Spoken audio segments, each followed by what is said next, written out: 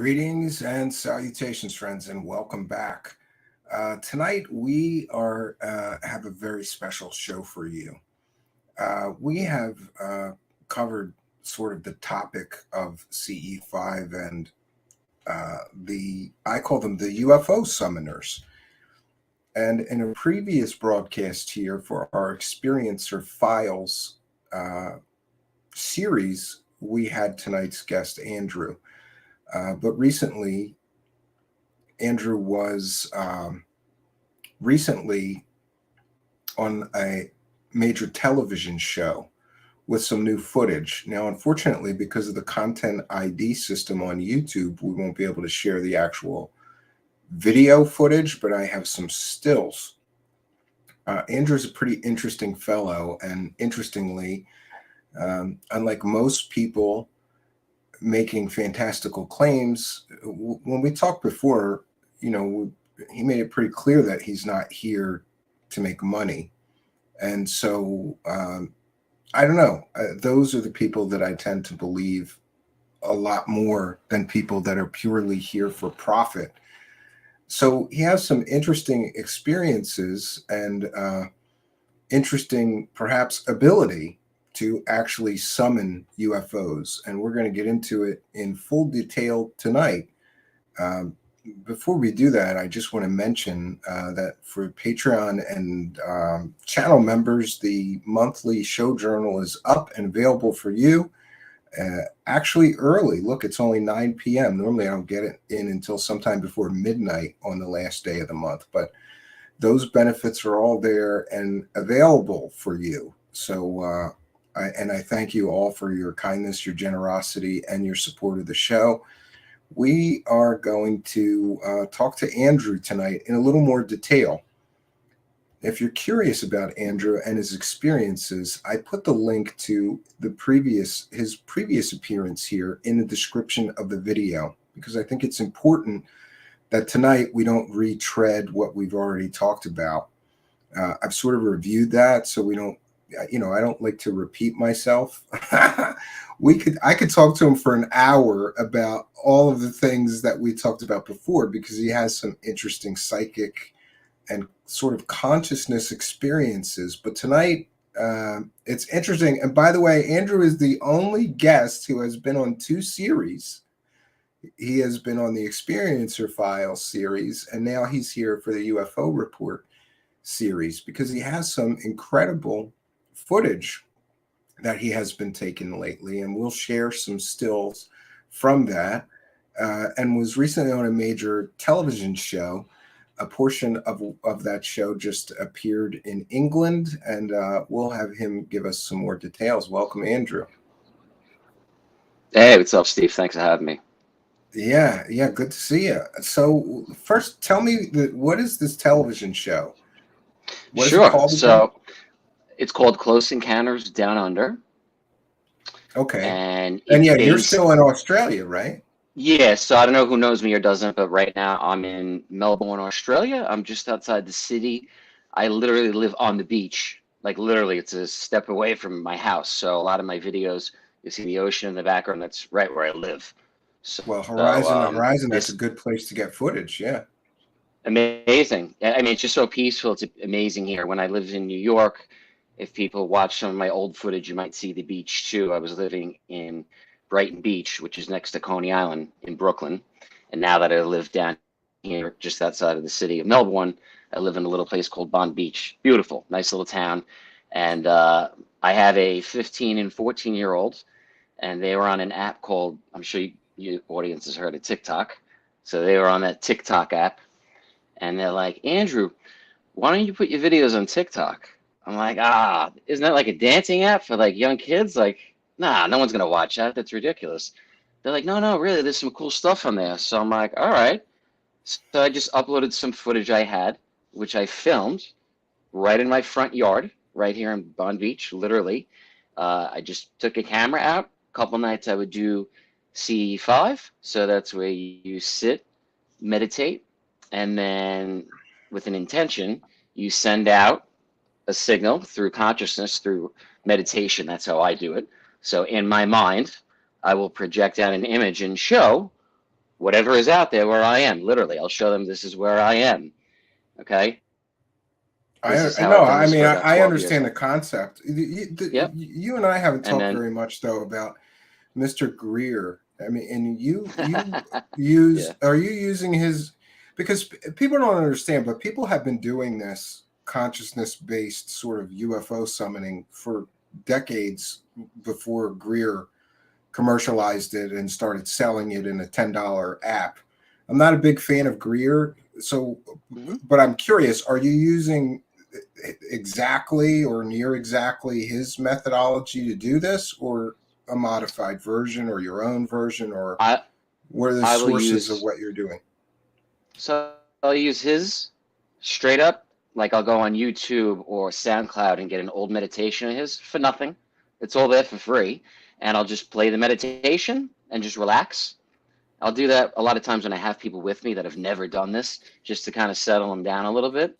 And then the best results that I get, I use this meditation probably every time I'm out there. I will use the Monroe Institute. It's called the Gateway Voyage Experience. It's like for beginners. It's on YouTube. It's like a 25-minute or 30-minute meditation. It's free. I will play it with my eyes open, and just word for word, what they say is exactly what I do. And if people are with me, I say, just listen to what they're saying. This is the Monroe Institute. They've been doing it for years before Greer. Like you said, he's not the first one. And when I lived in New York in 2015, I met the local chapter for the Monroe Institute. There's a little local group in New York City. There's a Yeah, lady we I talked met about who this. lived right. Yeah. Yeah, she lived right near Times Square. So I've actually done this with them too. I just do it on my own now. So that is my go-to. I use that every time, but the great thing once in a while.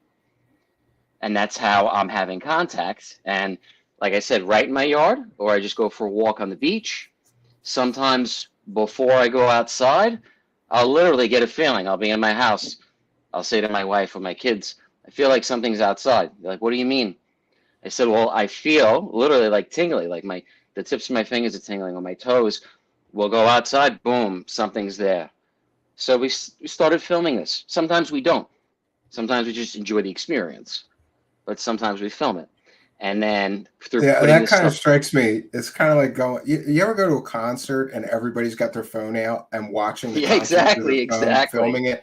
It's like, are you exactly. stupid? Like, especially when you're going to like, like a living legend, like an Elton John concert. It's like a once in a lifetime experience. And these people are all watching it through their 4-inch phone screens. It drives me nuts, you know? So Yeah, sometimes you don't, and I tell you, sometimes you just enjoy the experience. I'm glad to hear that. yeah, and when I post whatever or people looking at videos, I tell people that's 10% of what's really going on. You know what I mean? Because I have to hold the camera, you got to follow what's in the sky. Now I'm not looking at anything else. I'm not paying attention. Now you're meditating, but now you're recording. It's a pain in the butt. I'd rather just sit there and meditate and not touch a camera. Honestly, it's just annoying. So that's what I did for many years. I didn't film anything until about 2016, 17. I started to film. Prior to that, I didn't want to. I don't want to be bothered with that, you know? I want to be in the concert. I want to be watching the show. And when you're doing that, it's hard to do both. Yeah, and I would imagine. My only experience is sort of regular meditation, but I can't imagine trying to meditate and film something at the same time. To me, it would screw up the whole meditative process to me, because you have to be focused and I don't know, in the moment, right? Yeah, you want to be present in that moment. You know, that's meditation for me is full presence in this exact moment. That's it. You're here. Now, one thing I've done, I've always kept my eyes open when I meditate. When I was taught meditation in a Buddhist temple in Brooklyn, they told me to keep your eyes just open a little bit. I'll never forget that when I first learned how to meditate. So I always do that. I keep them just open. Yeah, they said keep it slightly open. No, it is a misconception that you need to close Uh, your eyes. In fact, one time I apparently. took my wife with me to a meditation class, and she was like, I can't do this with my eyes open. This doesn't make sense. I'm like, Yeah. no, really. You're supposed to keep, yeah. Well, I'm sure there's different schools of thought on that, but it's interesting. And you attended in 2011, right? You attended a CE5 event with Stephen Greer. And did you see anything at that event? Yes. So you might know And the guy. also importantly, did you have to sign a non-disclosure agreement? Because I don't know if he did it back then, but Yeah. now if you attend this makes no sense to me. The founder of the Disclosure Project makes people sign a non-disclosure agreement if they go to one of his events. Did you have to And you sign sign a that? piece. Yeah. Yeah, I did. But I'm going to tell you what happened anyway. Too bad. Too bad. This is what this is all about, right? Is Yeah, being here well, and sharing Stephen this. Greer could sue this guy, not me. I'm not violating any Yeah. NDAs here. He is. But don't you think that's ridiculous? Don't you think it's stupid that the Yeah. founder of a disclosure project says you're going to come and maybe see some spaceships or whatever you're going to see, but you can't tell anybody about it or talk about it or show anybody film, video? It doesn't make any sense Yeah, unless and you. there are various reports of him basically faking things for the attendees because this is an expensive event, right? Oh yeah, it cost me a couple of grand. I went with someone. So me and my partner, we went. It was probably a couple thousand each. I don't know, 3 grand each, 2,500 each. That's just to go there and spend the week with him. Then you got to, fly back and forth. You got to go, to and from. You got to spend a week. We made a vacation out of it for 2 weeks. You know what I mean? But a regular person, that's a lot of money. However, I just felt that if I was going to try to learn this crap or go on YouTube by myself, I didn't want to learn the wrong way. And when I met Greer, No, I it was makes sense. I was a firefighter at that point for 5, 6 years when I met Greer. And the way the firehouse is, you go to the guy with the most experience and say, teach me everything. So I figured, do the same thing here. All right, find somebody that's been doing this for a long time. I don't know him, but if he's full of crap, then I'll tell everyone. Yeah. Well, but what was your takeaway then? You thought that he was genuine? Absolutely, 100%. I definitely feel he is, I don't know who, but he's involved with someone or working for someone or someone's watching out for him because with all these claims and all the things he knows, right, he should be, something should have happened, right? So he's obviously got people watching his back. He does have people watching out for him. The way I know, I'll tell you this, the audience may not know this. So, I'll He drop a had little dirt Emery here. Smith. Emery Smith was one of his bodyguards for a time That's back right. before when Emery Smith was all, I guess, roided up and fit and not all fat and a Yeah. wasteoid alcoholic. He was Stephen Greer's bodyguard. I met Yeah. him and he was like, a professional bodybuilder. That's what he looked like when I met Emery. It was like, all right, whatever. He was nice. He was quiet. He just showed a CE5 and that was it. Greer had something Just a happen at moment an though. event. People, Yeah. I understand. People in the live chat are going, show some proof, and yeah, we're going to get to some still images, and he sent me some videos that we'll have some proof. We're just catching up. Go ahead. I'm sorry. Sorry. So anyway, Greer had an event in North Carolina and something happened where the police showed up or troopers showed up and they arrested him. This is common knowledge. This is no secret. Okay. Somebody in his team, right? Now, Greer claims he remote views you before you come, right? He says, oh, I remote viewed you. That's what he'll tell you. I'm like, all right, wow, this guy's got some crazy abilities. He remote viewed me before I came. Wow, he must be special. However, he didn't remote view the person that got him arrested in his group in North Carolina, obviously, right? What was he arrested for? So these CE5 events that he does, he was in the Carolinas one year, and they're doing the CE5, the week-long expedition, and all of a sudden, the state troopers roll up, or the state police, whatever, and they arrest everyone. They go, you don't have a permit. Now, someone in his group told him, I got a permit. I work for like the town or the state. Don't worry about it. It's all taken care of. Well, they were lying. Okay, so and they got arrested. Have a permit for holding an event. You got to have permits to do this. So where we were in California in the desert, he told us. I mean, I don't know. He said, I got a permit for this. So if the cops show up, here's the paperwork. You can't just do this with a group of 30 people. So supposedly you got to have a permit. That's why he says he charges what he does, yada, yada, yada. Anyway, he gets locked up in North Carolina. This is a true story. I've heard him talk about this on podcasts too. He gets arrested. So he needs a lawyer. So he hires a friend of mine in Staten Island to represent him. I know the guy. Okay. I know the guy from CE5 group. And he doesn't represent him anymore. He represented him for this case, got it taken care of, done. It was BS. It was nothing. Nothing happened from it. Yeah, but I mean, you pay the permit fee after the fact. They usually let you off a charge like that. It's stupid, right? Yeah, ridiculous. However, my friend, who's an attorney from the CE5 group, my friend claimed that one day he came home and his neighbor goes, "Yo, dude, there were guys here before trying to get in your back door." He's like, "What?" And he goes, "Yeah, I came out. They were in suits and they had sunglasses on. They got in the black car, drove away." I'm like, "Come on, bro. Are you kidding me?" He says that some weird stuff happened, and then he dropped his relationship with him and won't represent him anymore. So he told me, his attorney told me, that the DNI, Department of Naval Intelligence, is looking out for Greer. That's whatever that means. Well, that's what you That's were whatever that told, means. though, right? The lawyer That's told what I you was this? told. His attorney that's told me that. interesting. Dwight. His name is But Dwight. I don't know. I'm not gonna give his last name. I don't know it anyway. Dwight. no, I don't Yep. know. Well, yeah, but Greer, don't you agree that Greer has been caught faking things? Don't you think it's fair to say that he has been? We've I've got seen things out there, yeah, that look questionable. I can't say that I saw anything like that. And most importantly, once I met him, and that was it. I never saw him again. I came back home, and I got together with a group near Albany, New York, and I did this for nothing. No charge, no fee, nothing. For the next several years, for the next 8 years, I did this with them.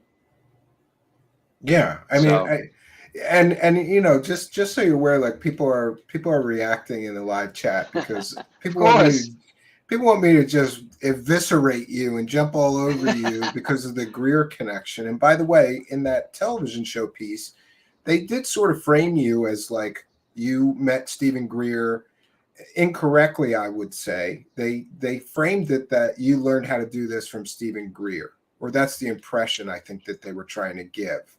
But you got to remember that this is a 6-minute segment of a, 30-minute or 60-minute television show. So they cram, they compress. We've heard the real story now, but if you guys manage to see this television show, it's just sort of like, oh, you went to a CE5 training in 2011 and now you can do this. There's more to the story than just I went to an event with Stephen Greer and now I can summon UFOs. And let's get into that because this is fascinating to me. And I keep joking that we were going to do a project where we buy the CE5 app and see if we see aliens or UFOs. And if not, we're all going to ask for our money back. Because to be very honest with you, I kind of think that it's a form of consumer fraud. First of all, the meditations that he's giving you are just very, very slight tweak of transcendental meditation that's free.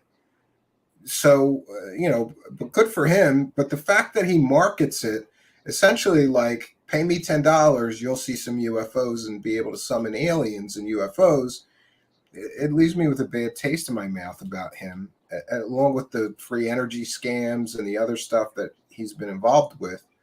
I don't think he's very credible. But then I remind myself that people were doing this decades before Greer, somewhat successfully, some of them. So I don't want to just throw the whole thing out. And I realize people, I'm known for being so skeptical, but in this case, I give it a little bit of, I have seen some things you showed me. I have 3 or 4 other people that show me things, and they swear by these methods where they can meditate. And let's try to clear this up too. So when you're in this meditative state, you are welcoming them and showing them where you're at and sort of giving them that intention to please come, right? Yes, my experience with all of this, Steve, I want to be clear too, has been like proactive. Like I've welcomed this. It's not been they're coming in the middle of the night, taking me out of my underwear and touch me. And none of that BS. You didn't Okay, get not anally not in fantasy probed, land. Andrew? Come on, man. I need ratings. We No. could get better ratings if you were anally probed, right? Well, it's funny because you're not the first person to tell me that. He said, I had a producer say to me once, "So you've been abducted?" I said, "No." They said, "Well, if you have, then we could do blah, blah, blah. You could have a TV series." I said, "Bro, I don't care about that. I'm telling the truth. I'm not going to say what you want me to say. And, oh, they're here to torture you and do all these horrible things. That's just not my experience with that. I would be horrified if that really did happen. And I would get mental help. You know what I mean? That's sick. Whatever, if that's true, that's horrifying. No, that's not been my experience. What this phenomena is, I've proactively interacted with this, and then when it's over, it's over. It goes away. I go home, I go to bed, bro, or I go to work, or I do whatever I got to do, or have a family. I have a life. You know what I mean? Like, yeah, just do it, and Yeah, that's it, man. and by the way, I want to encourage you to do something, and that is please keep a day job, because the people that I know who gave up the day job to do this full time, they turn into despicable people, because you got to be willing to do anything to keep the money coming in. And if you have a day job, you don't have to sell out. Hmm. You don't have to lie because you need the money. You don't have to fake things because you need the money. It just gives you a level of integrity, or an ability to have a level of integrity. So I hope you always keep that, because too many of these people think they're gonna cash in, and then it becomes a career, and before you know it, they're you know more and fantastical stories. I did share some stills from that television show, which I will show, and maybe you can Cool. explain some of them. Sorry, it's just Yeah. so. I didn't, just so everybody is aware. Like 3 minutes before showtime, I got the notification from YouTube that those sections of that video were copyright, not just claimed but blocked. In other words, we would have had the whole stream taken down had we shared it. So this appears Mm. to be some sort of ball of light, and this is interesting. Is that like a telephone pole, or what is that next to it, that point of reference? Do you know? Or are you able That to line going identify? down. Now Yeah. that is the ocean. So that's the beach. I could take a picture during the day for you, whatever. That's the beach. So there's no land that Okay. where that's pointing to. You know what I mean? That's just the beach right where I live. So I was walking my dog, and on the show too, everything's video. There's not just stills; it's full motion video.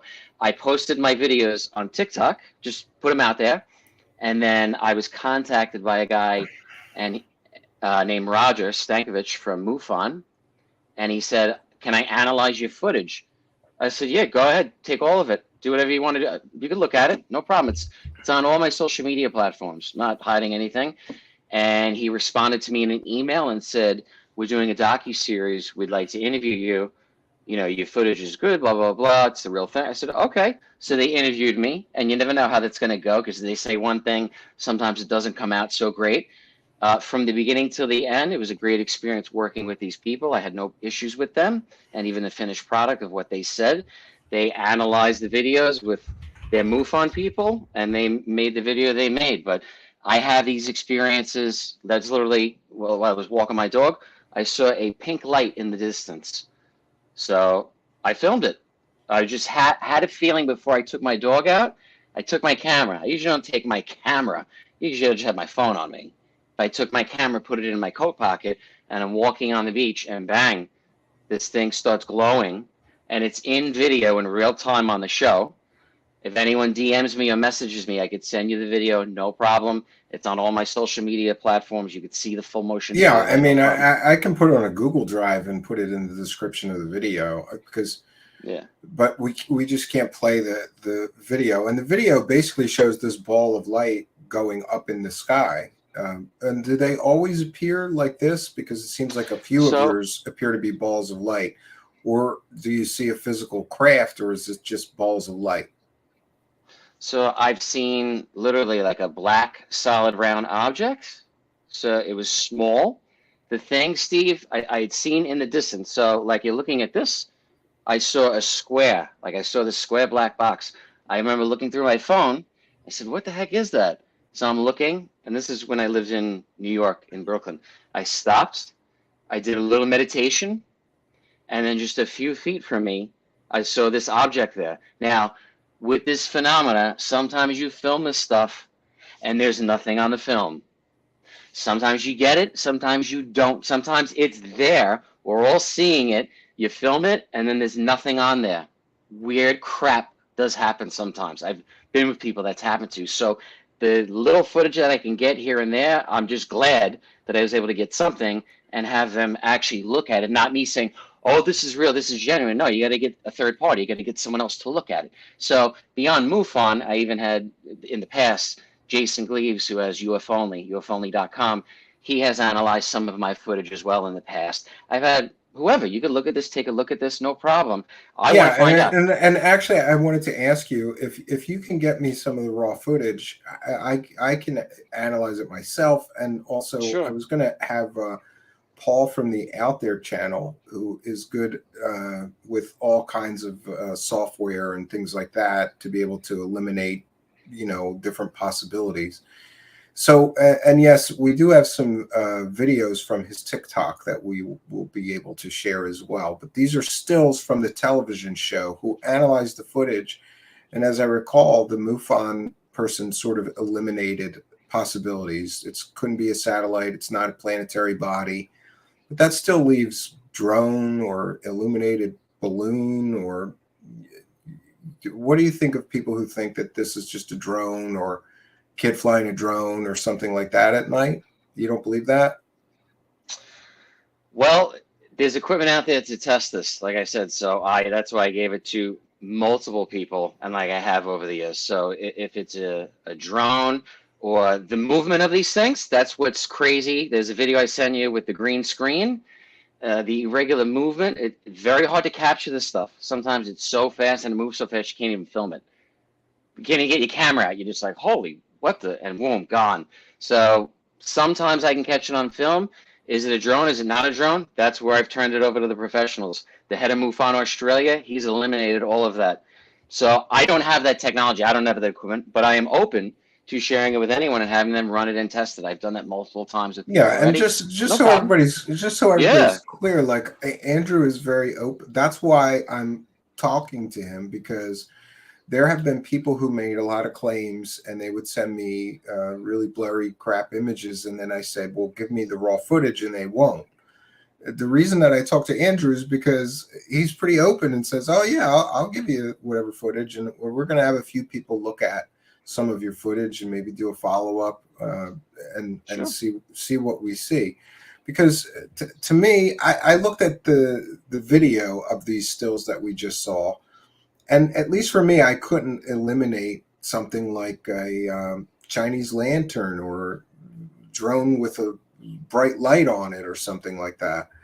And I'm not saying that's what it is. It's just I like to eliminate all of the normal everyday things before we jump to aliens and UFOs. One of the things I noticed, and of course it's a television show and it's called Close Encounters, right? So but they basically stated as fact. This is the one problem that I had with the television show, because they made statements of fact without evidence of facts, like these were extraterrestrial craft.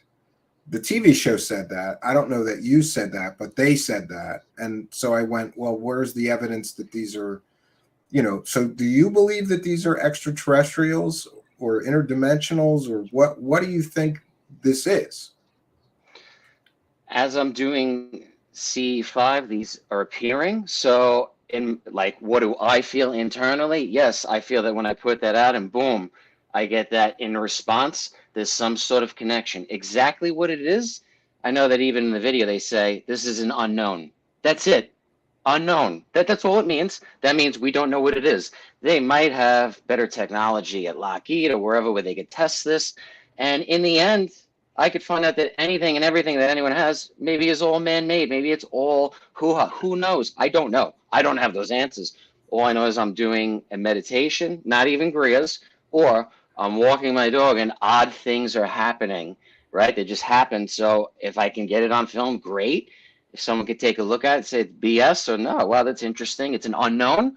Cool. Let's keep looking though. I'm not done. I'm not saying I got the aliens. They're right here, bro. No. It don't work like that. And it's never worked like that anyway, you know? It's not that. It's just very interesting, whatever it is, or mysterious. So what it really is, I would love, of course, love for a craft to land, something to get off. I don't think that'll ever happen. I don't think that'll ever happen for anyone. Just because look at the way we treat each other here. If I was looking down from space, I'd be making a U-turn, bro. I'd be out of here. I would be going near this planet. So having any contact or any interaction, whatever this phenomena is or whatever's going on, it's just it's mind-blowing when it happens. It's incredible to be around. And I've had people from priests to neighbors to family to you name it, man, from New York to Cali to Switzerland to Germany to Australia, seeing this stuff all over the world now. Yeah, it's funny that you mentioned priests, because one of the things I'm always concerned about with CE5 and people doing this stuff is, you know, from an occult perspective, it could be very dangerous to be just openly inviting things. Do you know what I mean? Do you wonder, Yes. like, if this could be demonic or something Yes. like that, Absolutely.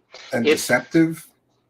Absolutely. So I don't know, I have a problem, or sometimes I hear stories about people making predictions like, oh, on this date the world's going to end, or that we're going to have open contact now. Prove that. You'll never hear that crap from me, okay? I think that's a load of crap. They're giving you this information. Okay, if you're getting info from ETs like that, you should be working and, you know, with federal agents to stop the next world disaster. You shouldn't be on social media. That's what I have to say about that. So if I had knowledge like that, I wouldn't be here right now. No offense. I would be doing something to prevent the next disaster. I would be sitting here talking crap. You know what I mean? So if that's real, that's great. Don't be here. Just go take care of it. So when people make these bizarre predictions at this date and time, and I've heard it over the years, it never happens. It never happens. And then, you know, you could change time too just by talking about things. You could go a different route. So don't say anything. The best way, if you really are telling me something's going to happen, write that down, journal it, keep it away. After it happens, then show me, document it. Say, oh man, I docked that, but I didn't tell anyone and it happened. That I might believe. That rarely happens though. You hear all these bold predictions. So I'm very, very careful when I hear people making these bizarre predictions or bizarre claims about being off planet. No, I've never been off planet. I'm not in some sort of crazy space program. All right, we I've won't have not to been bust you to 7 years Mars. after. Yeah, Please. we won't have to bust you 7 or 8 years after your grift starts in your deposition. Then saying that you made it up. Dude. That's good to hear. That's Let really me tell good you to something, hear. Steve. I was a New York City firefighter. I moved to Australia. No, I did not jump on the UFO bandwagon and get a show on whatever Yeah, TV. and No, no, no, let's dude. let's No, be no, no, very no. very clear too. Like, everybody knows that I'm so skeptical, and I think people are waiting for me to like beat you up a little bit, or like really, you know. And here's the thing: one of the reasons that I hear out Andrew is because he's not a profiteering huckster. What are you selling currently to the UFO community for profit? What are you selling, Andrew? Nothing. Nothing. You want to do So CE5? Come on over. this is one of the I don't know. reasons that, and I have heard a lot of there's just somebody in the live chat talking about your psychic readings and things like this. That's compelling to me. So, you know, but let's be clear, he's not selling anything here. He doesn't have a book to promote, a documentary to promote, a $333 course. He, like a lot of us, is just experiencing these things, and he's sharing those experiences. And for me, I don't think there's anything wrong with that, especially if we could get data from those experiences that may shed light on the greater phenomenon, right? I think that would be a good Yeah. thing.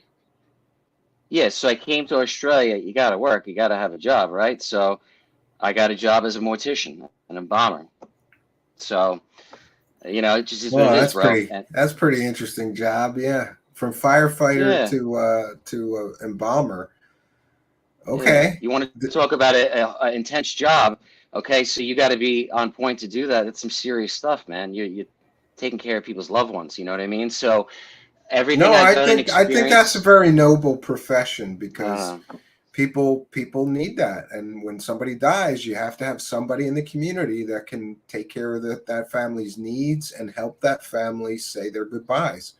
You know, it's part of the grieving process. Especially, I don't know if you were raised, but I was raised Catholic, and it's always an open casket. You have that wake where everybody can Yeah. come and say their goodbyes. You know, and you need a funeral director and an embalmer and everything to do that well. So that, you know, it's kind of a strange profession, but it's a very necessary thing. And you know, people like that are like lawyers. Like, people make fun of them until they need one, right?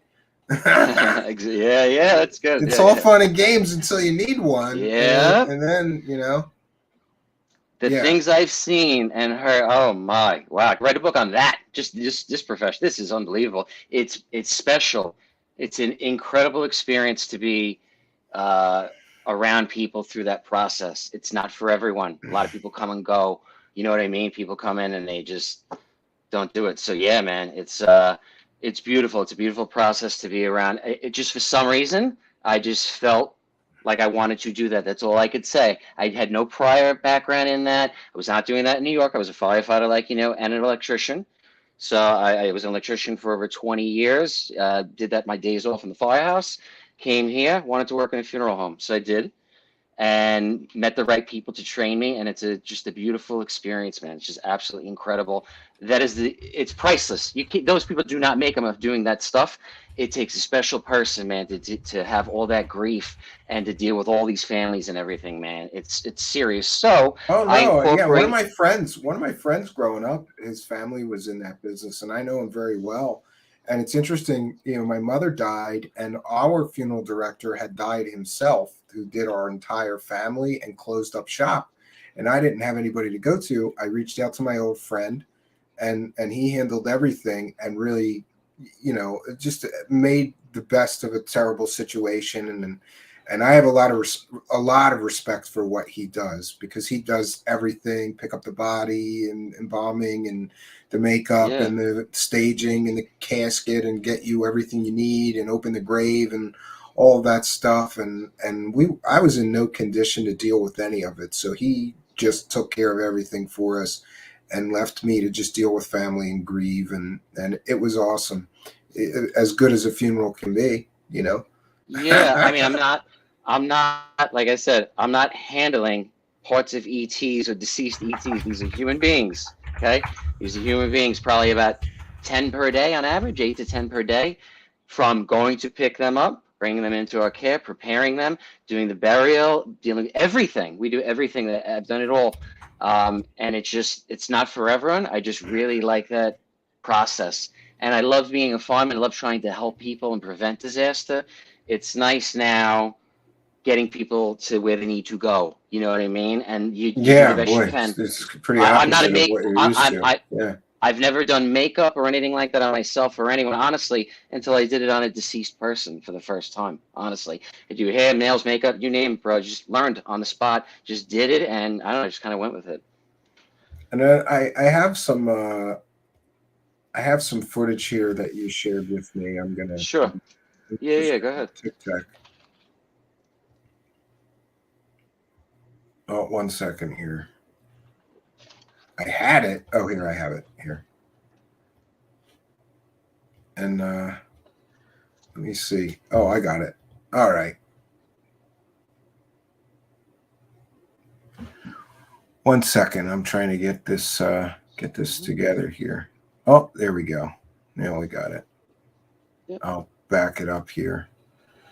And this, again, to me appears Yep. to be like a light in the sky.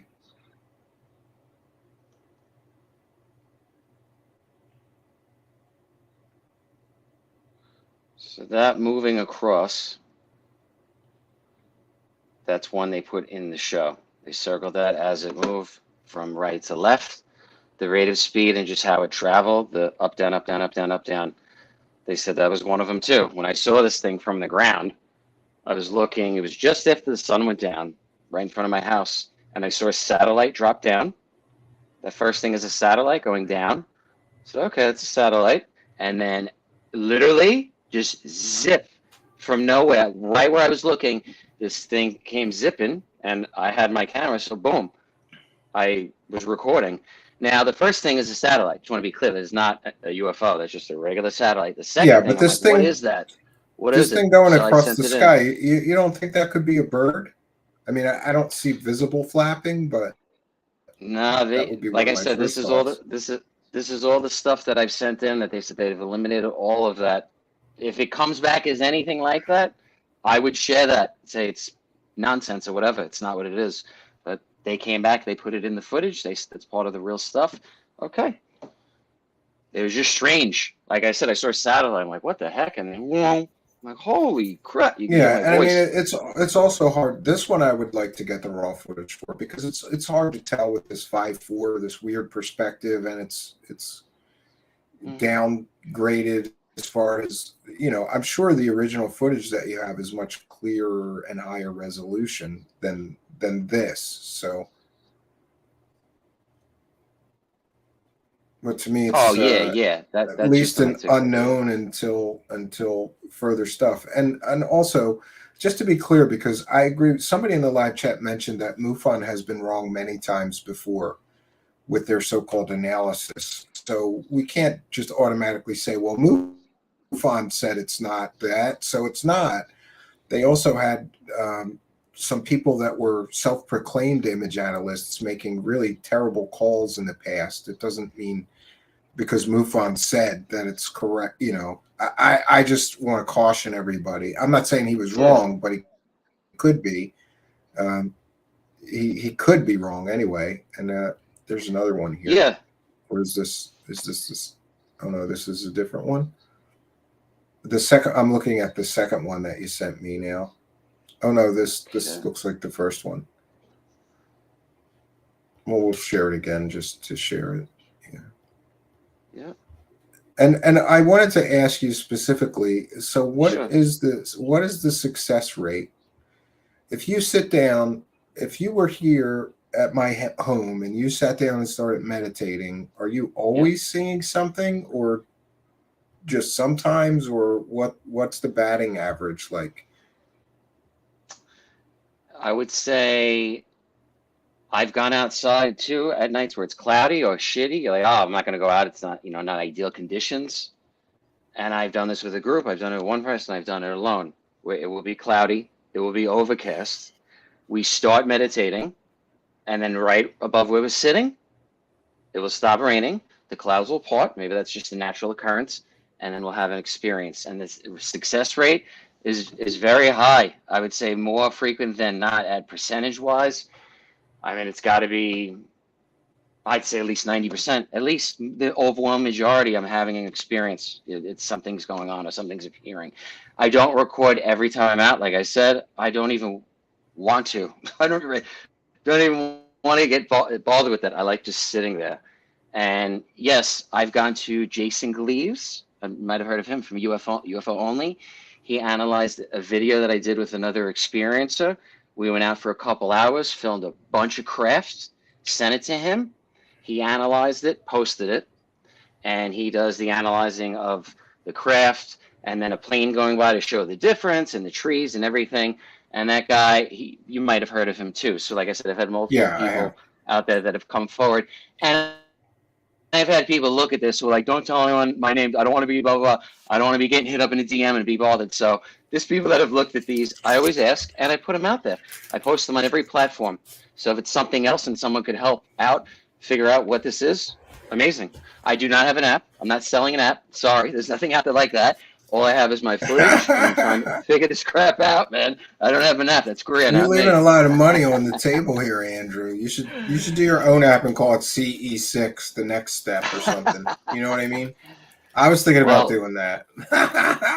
Just to yeah, troll him, because I happen to know an app developer who said he could throw something together for me pretty quickly, and I was like, "Oh, this is a good idea," but we didn't get back to it. So, from my I eyes, Andrew, this one to me, I would say bird, but I need to see the okay. high.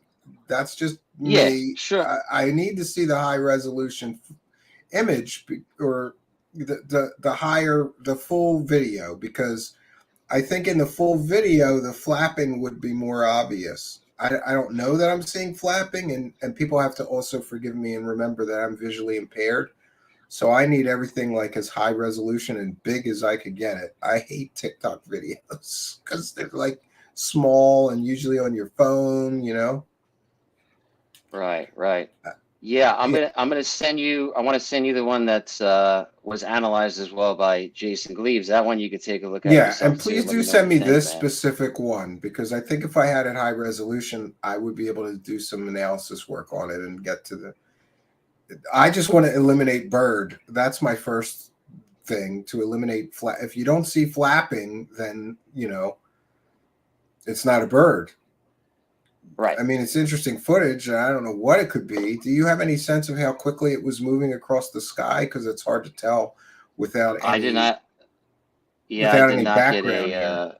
here. I didn't get a miles per hour See, on it there's or anything. right No. at the end here. There's another one flying across it here. If you notice, and that Hmm. one appears to. I do see flapping. There's two more. There's two flying across it. One at the top and one at the bottom, and those look like birds to me. But again, the footage is so degraded here that it's difficult to tell. And just so you're aware, you know, look, we can talk like men here and nobody gets offended. Uh, I'm not saying you did this, but you have to realize that people who are trying to sell flapping birds as UFOs will often purposefully downgrade or degrade the footage, make it grainier, blurrier, so that you can't Mm. see the flapping of the bird. You know, I'm not saying you did that, but Yeah. No, that I get it. Yeah. that's why it's important. And I would encourage you to do a YouTube channel where you put up the raw footage as just as high quality. Are you filming this on what, a phone, or what are you filming this stuff on? I'm using a Psionics Aura, just a handheld. It's a HD camera. Yeah, just Psionics Aura. It's called. Oh, okay. So it's got the Because night vision on it. yeah, and do you that that kind of complicates things because with that camera you can easily fake things. We saw third phase of moon fake things by turning the exposure all the way up. They faked Oh, a UFO by Jesus. filming a helicopter, and Paul from the Out There channel found the helicopter that was in the exact area they were filming the so-called UFO in, and they just Wow. they cranked up the settings on that Psionics camera so that you just saw a blob of light. You didn't see the helicopter. Then they tried to hide the helicopter sound in the video. Oh, jeez. That's Yeah, ridiculous. this one I'm going to say I think birds, but I could be Yeah, wrong. I'd really like to see the raw footage because then I could zoom in. I could take still frames and I just other sent things you. that we can do.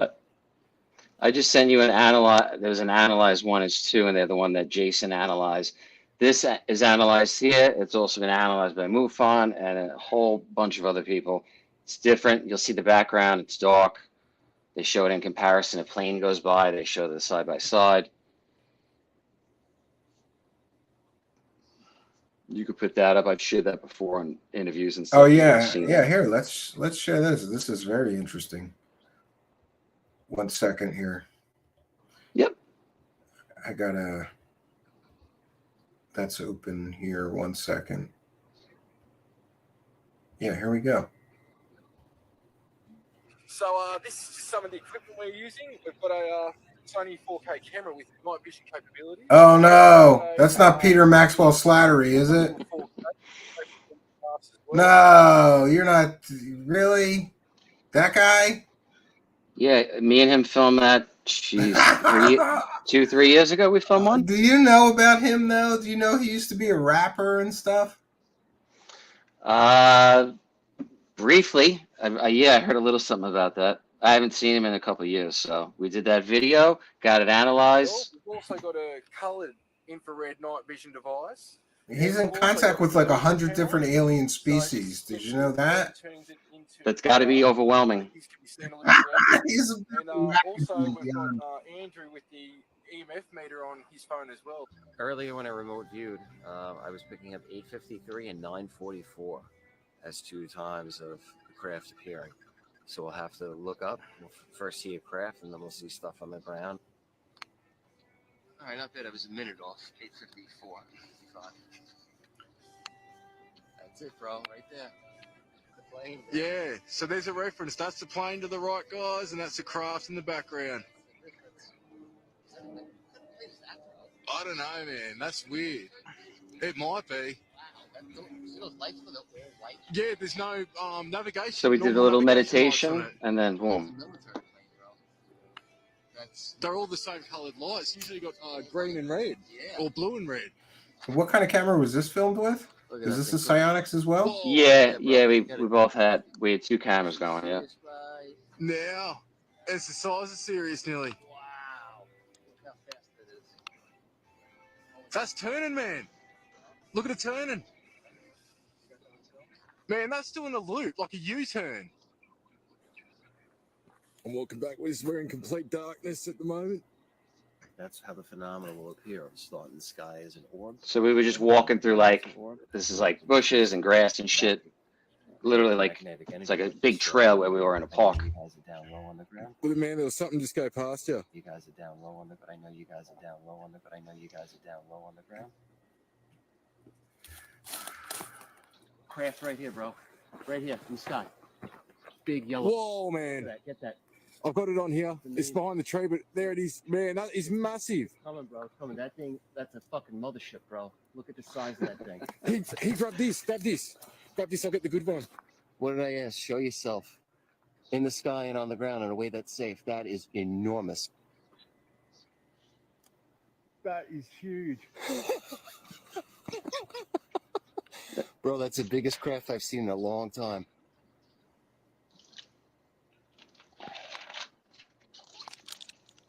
That is huge. Bro, that's the biggest craft I've seen in a long time. Wow. Yeah, I don't know about Mr. Slattery. You know, he worked with Corey Good and all these other people, and wasn't he in the secret space program and some other stuff as well? But I guess, you know, Don't know. I don't know about that part. Yeah, that's I don't know. Like I said, that dude is totally a wackadoo, dude. He is a total wackadoo. So that won't help your credibility. Like if he thought it was aliens, because there's a funny. I wish I could find it. There's a funny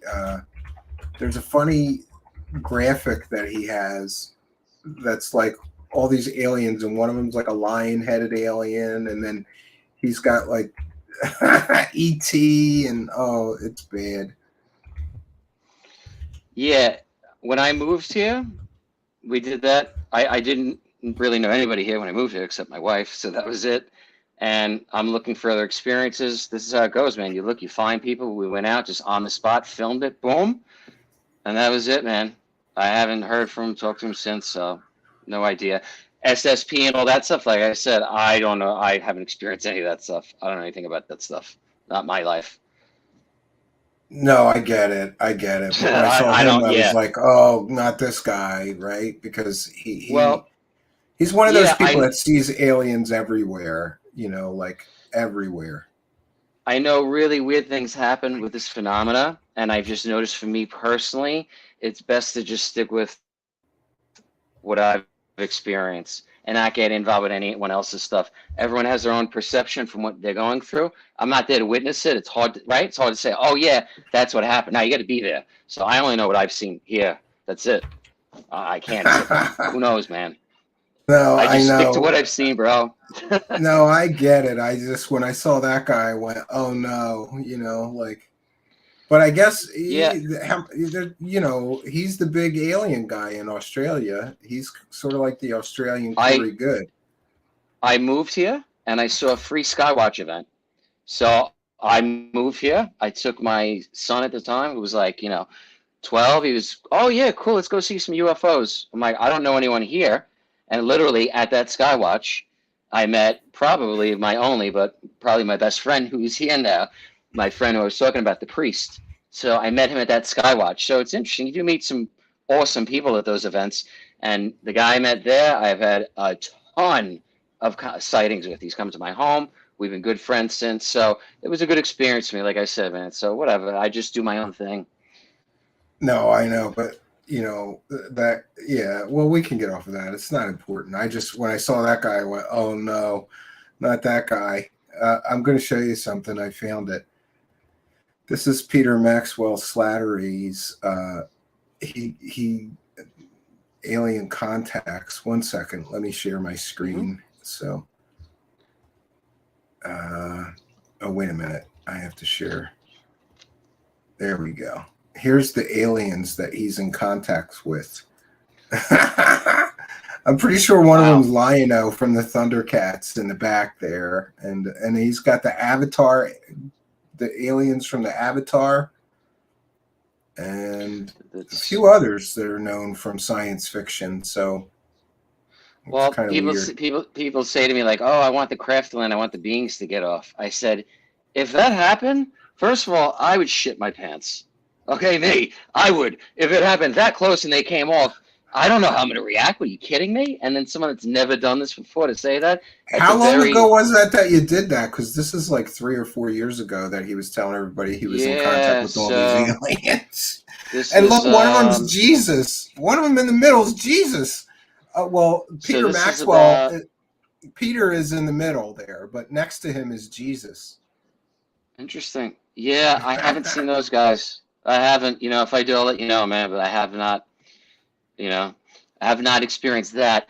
I filmed that in 2019, so 4 years ago, right when I got here. Yeah, maybe and know this too, Steve. Right, like a scammer or someone out there, they very easy could edit him out of that. Bro, I'm showing you the way it is. This is the truth, bro. I did the video with him, and that's that. You know what I mean? I am who I am. You for like hanging out with the guy. I just want to be clear in that. Yeah. You know, like that guy and credibility are two things that don't cross very well.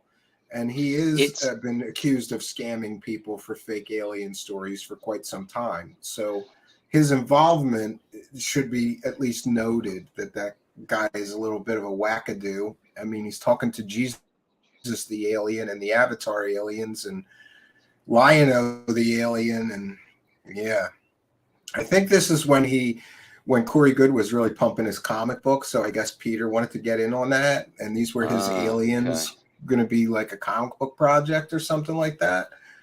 People say they like the wizard looking alien. Yeah. And I wish I could find it. There's a music video of Peter, but that's not important. He was a rapper before he was an alien guy. And, what everybody said about him is that the guy was a hustler. Like, he figured out a way to make money in the rap game when nobody, you know, and it's kind of weird too, right? Like, oh, an Australian rapper? That's kind of weird. I've never heard of that, but yeah, okay. Yeah, wow. Okay. Yeah, I guess. Yeah. There was I can't remember his name. Oh, Ilroy. There's a guy in Poland that's called Ilroy. That's Poland's most famous rapper. So there's rappers everywhere, including places you would never believe. Like, who would believe that there's a famous Polish rapper? But he's famous, and the guy's worth like millions and millions of dollars, and he raps in Polish. Wow, it's pretty interesting. Yeah, and I don't blame you. Like, if you were new there, and you gotta hook up with whoever's got a similar interest. So it's not easy. That might be before he really went like all chips in, nutter crazy, talking to 20 different alien species or whatever, you know? Yeah, usually there's some people in the community that I've received friend requests from, and if I know what they're about and if it's any SSP, whatever, I'm just not even going forward, bro. You know what I mean? That's that. It ain't about that. You know, that's just not. It's just, like, you want proof, bro. Like, you got to give some. I want some proof. All right, come to me. Sit with me. Let's see something. Cool. All right, cool. We're seeing something. Instead of just saying a great story that there's nothing to. You know, there's just zero to it. So, yeah, at least you're seeing something, getting some sort of interaction. But, I came here, met some people. I've had an interesting experience through all of this. I'll tell you that. You meet some real characters. And I'm very grateful. I'm grateful, Steve. I am also grateful that I stayed away from some people in this community too, people that we haven't even mentioned. But because you never know, you get wrapped up with some I'm people, pretty and the next sure. thing you I'm know, pretty sure I heard that Corey Good contacted you and wanted to use some of your footage, didn't he? I received a request from someone, and I just did not proceed with it. I said, no, thank you. You know, that's it. I'm not even going there. Just not interested. This is a while ago. I just had a feeling. Maybe it's just intuition, not even psychic ability. I had a weird feeling, and that's what I tell people. If you get that feeling, trust that thing. Okay, I used to trust that when I was at fire, or I trust that with people in life. You get a weird feeling, it's usually something, and I just held off. For me, I'm glad I held off with that. Yeah. I get it, you know. I also noticed in that television show they had Mary Rodwell, who she talks to aliens all the time too, and that one a little bit of a wackadoo. I don't know. Everybody's got a different wackadoo meter though. Mine is a little sensitive, like, oh, wackadoo, I'm not interested. Yeah. But some people, you know, I know this John William Warner, and he talks to everybody. It doesn't matter. SSP people, super soldiers. He's got, you know, people that were in the Illuminati he talks to or claim they were. Like, he'll talk to so his wackadoo meter, it's almost impossible to get him to peg his wackadoo meter. He talks to everybody, and he just thinks that that's the right way to approach it, is to talk to everybody. But to me, I guess I'm dismissive of some people because I just say this is too much and there's no evidence, there's no proof, it's just a lot of crazy stories, you know. Yes, and that's the thing. Like, if you're really doing this, okay, if that stuff is really happening, okay, what are you doing with it? That's, once again, what are you doing with this? Are you just putting it on your social media, or are you trying to help the better? You know what I mean? What are you doing out of this? That's how I look at people, and it's very easy to see who's just trying to make a dollar or someone that's trying to get answers. You know, I don't know. I've always just done my thing, like I said, and then it's been a journey meeting people. I don't regret any of it. You have to go through that stuff too on this journey. You know what I mean? You got to meet people you like, people you don't. You know, you have to, man. It can't be all good. It's not realistic. It's part of the process, yeah. And actually, people who believe everybody's telling the truth is a red flag for me too, because that's the some thing people, too. they believe everybody. Linda Moulton Howe, Corey Good, everybody's telling the truth. But if you take that approach, then none of this makes sense because people's stories all contradict each other, right? And somebody's giving you hell for being a Jersey Devils fan. Yep. My wife would smack the crap out of you. She's a liar.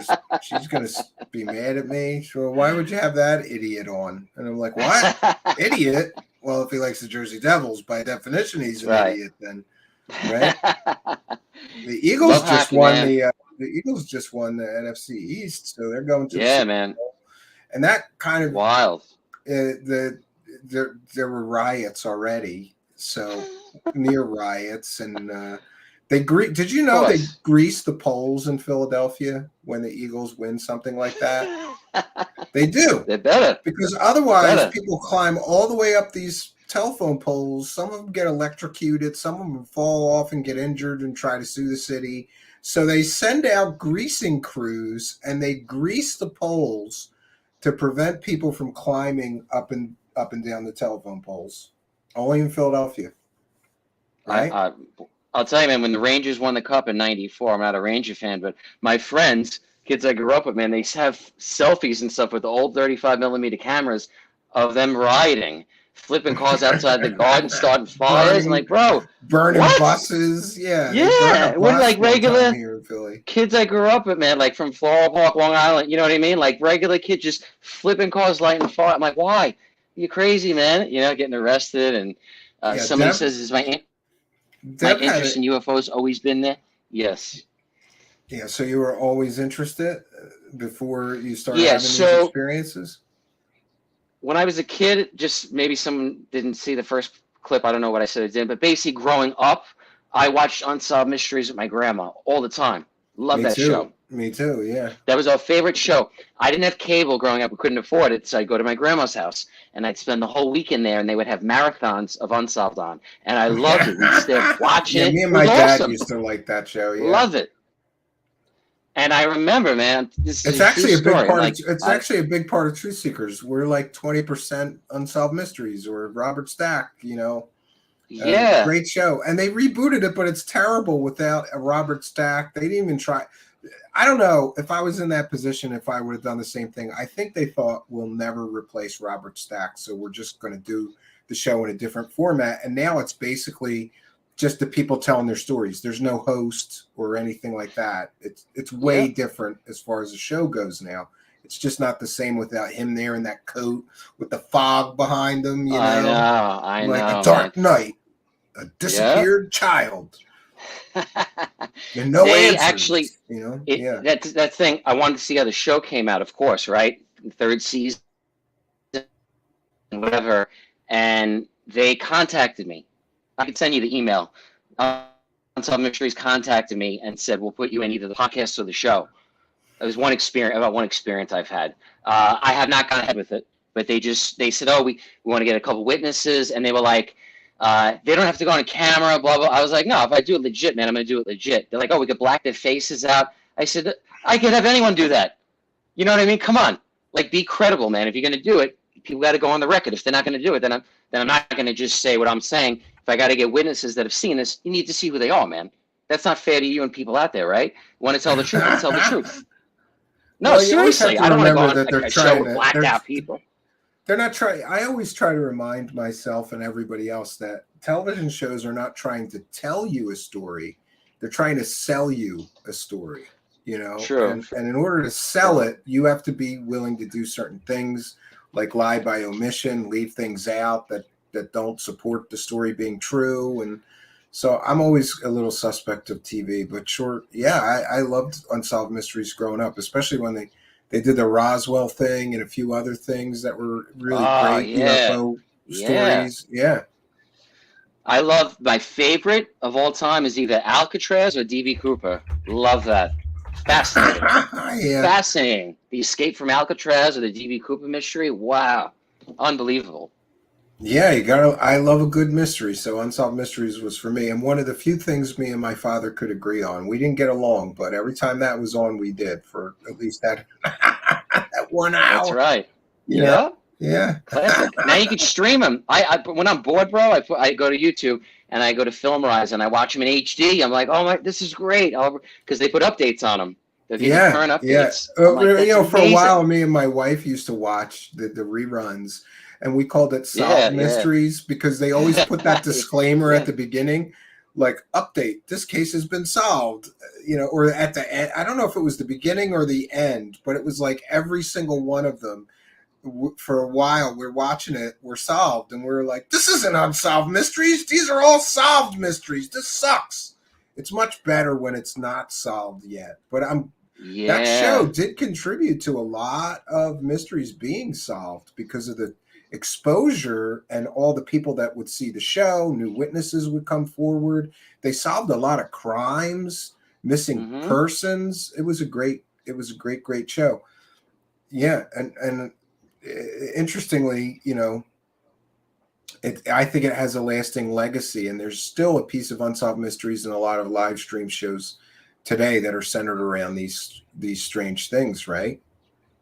Absolutely. Yeah. I mean, that's how they start, and people get an idea out of that. And that's always in the back of my head, of course. I never forget those experiences.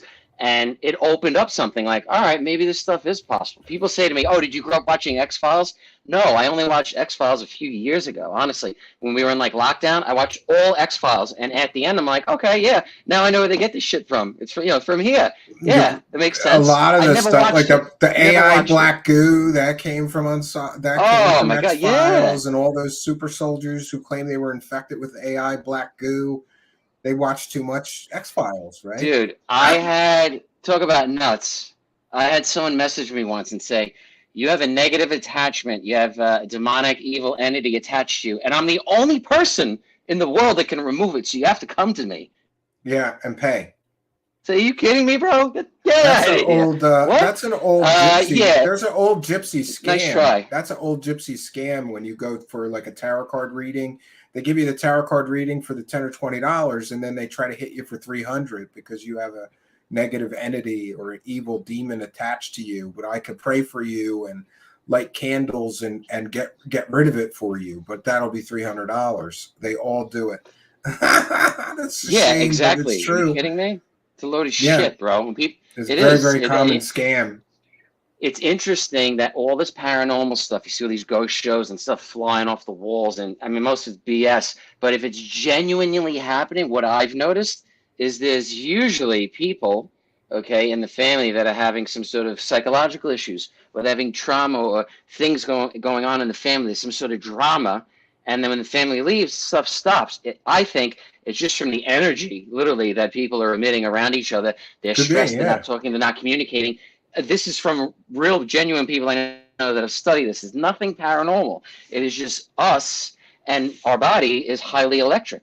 It's highly. There's a lot of electricity, literally. So that can happen. You can literally, stuff can come off the wall, but it's not grandma or grandpa. It's because you're not talking to your mom or your dad, or you're stressed out or whatever.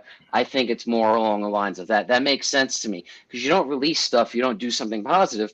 You got to release it somehow. You know what I mean? You got to release that stress. So yeah, I think those things are possible, and they'll never talk about that on the show. But that's a lot of it, man. Yeah, no, I absolutely agree with you. Absolutely. It was interesting too. We have Bob Kiviat here, who was one of the producers of Unsolved Mysteries, and he really enjoyed his time on Unsolved Mysteries. He's also the producer behind that Alien Autopsy film, and he's doing new films now. So that's pretty interesting. So about the success rate, you're telling me that if you sit there and meditate 90% of the times, you're going to see something. If I'm outside, obviously, the clearer the better. So if it's a regular normal night and I'm outside, yes, I'd say 90%, overwhelming majority.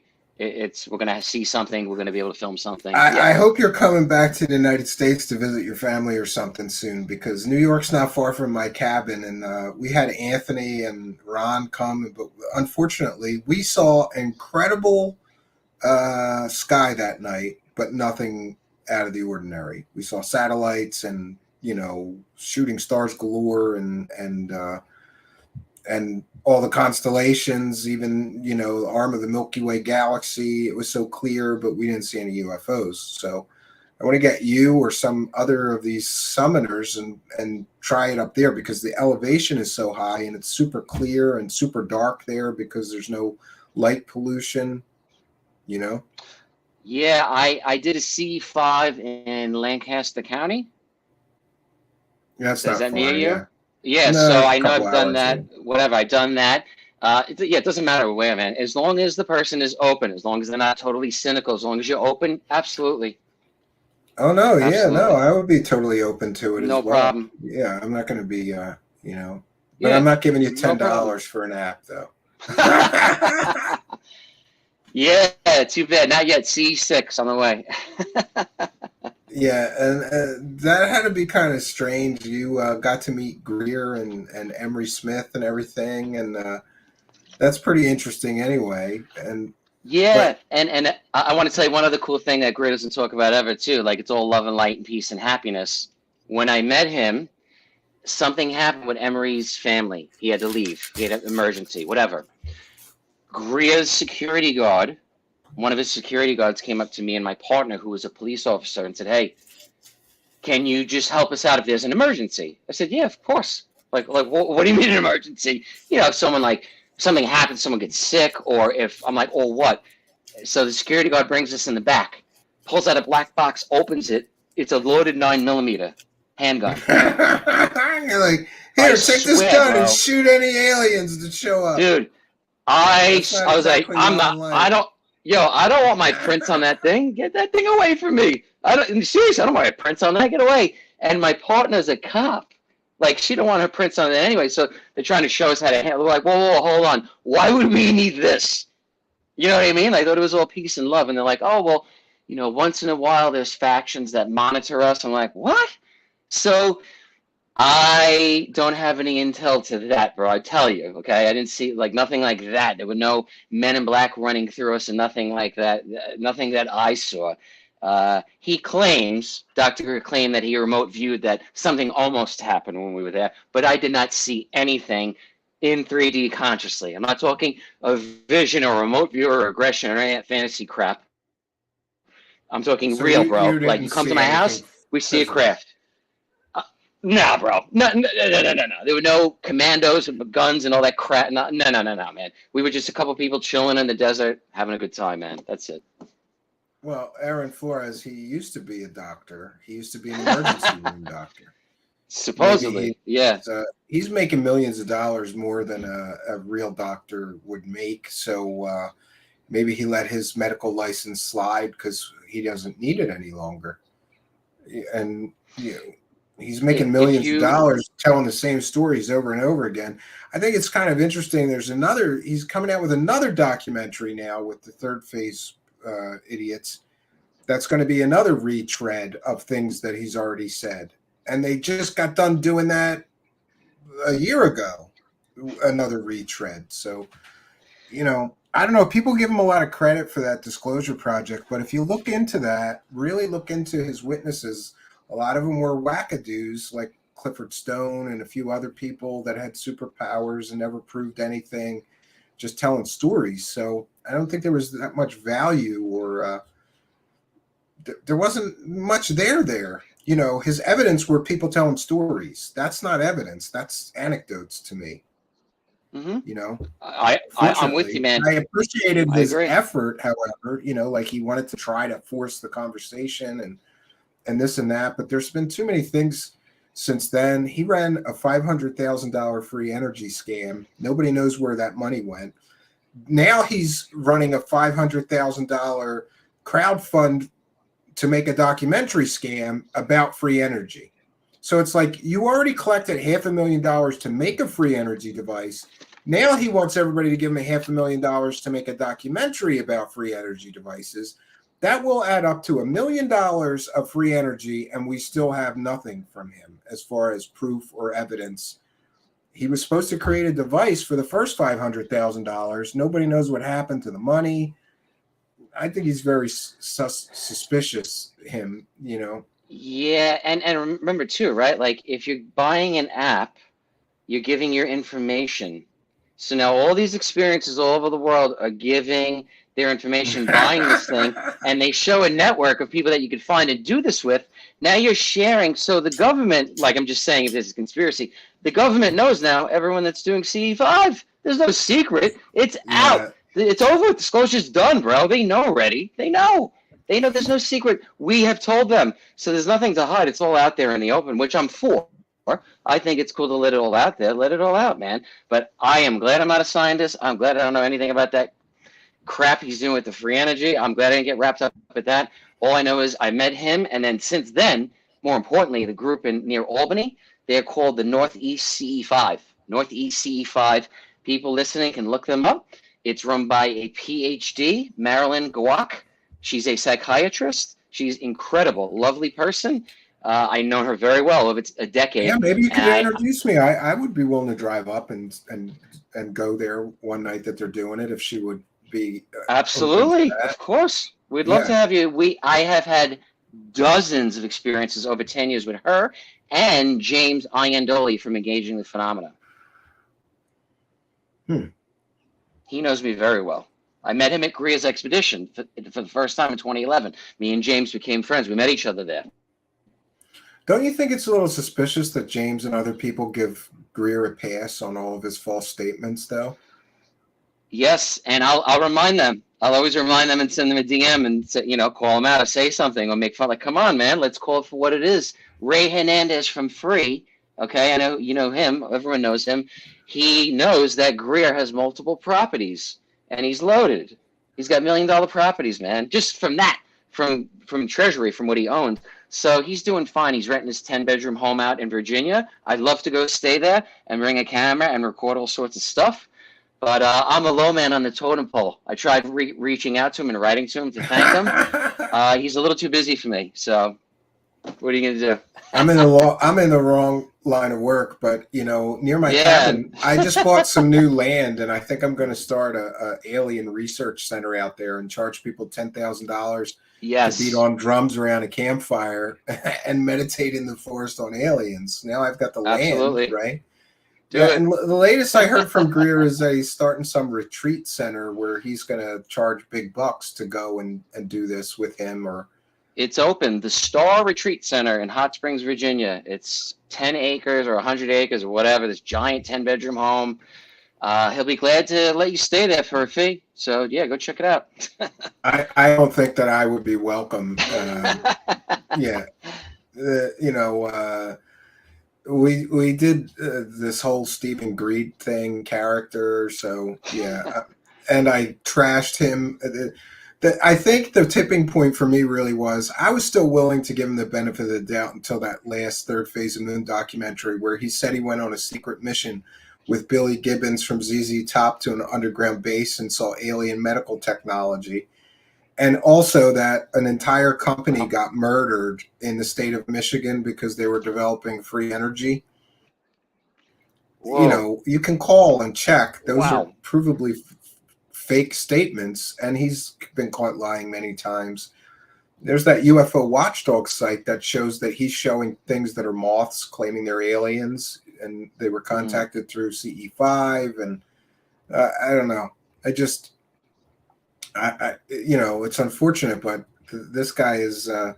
Anyway, my point was, I don't think that he would let me stay anywhere near his place. Yeah, I'll make Like make the skeptics. reservation. Don't worry, man. I'll book it and just put +1. I'll bring it. He's not. I wanted to talk to you about the nature of these UFOs you've been seeing.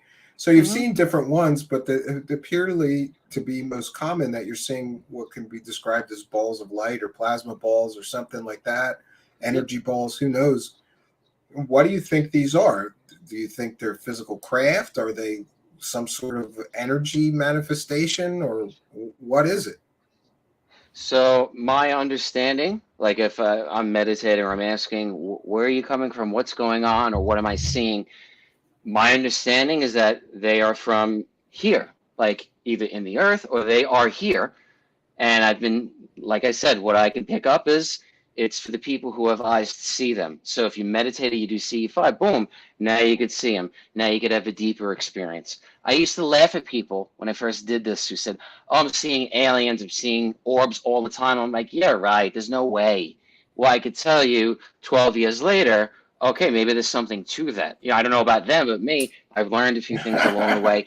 Whatever these are, I know that there's a connection, Steve. If I sit outside at night, right? If I'm with a person I know or don't know, there's some sort of connection with these things and the deceased. I could tell you that.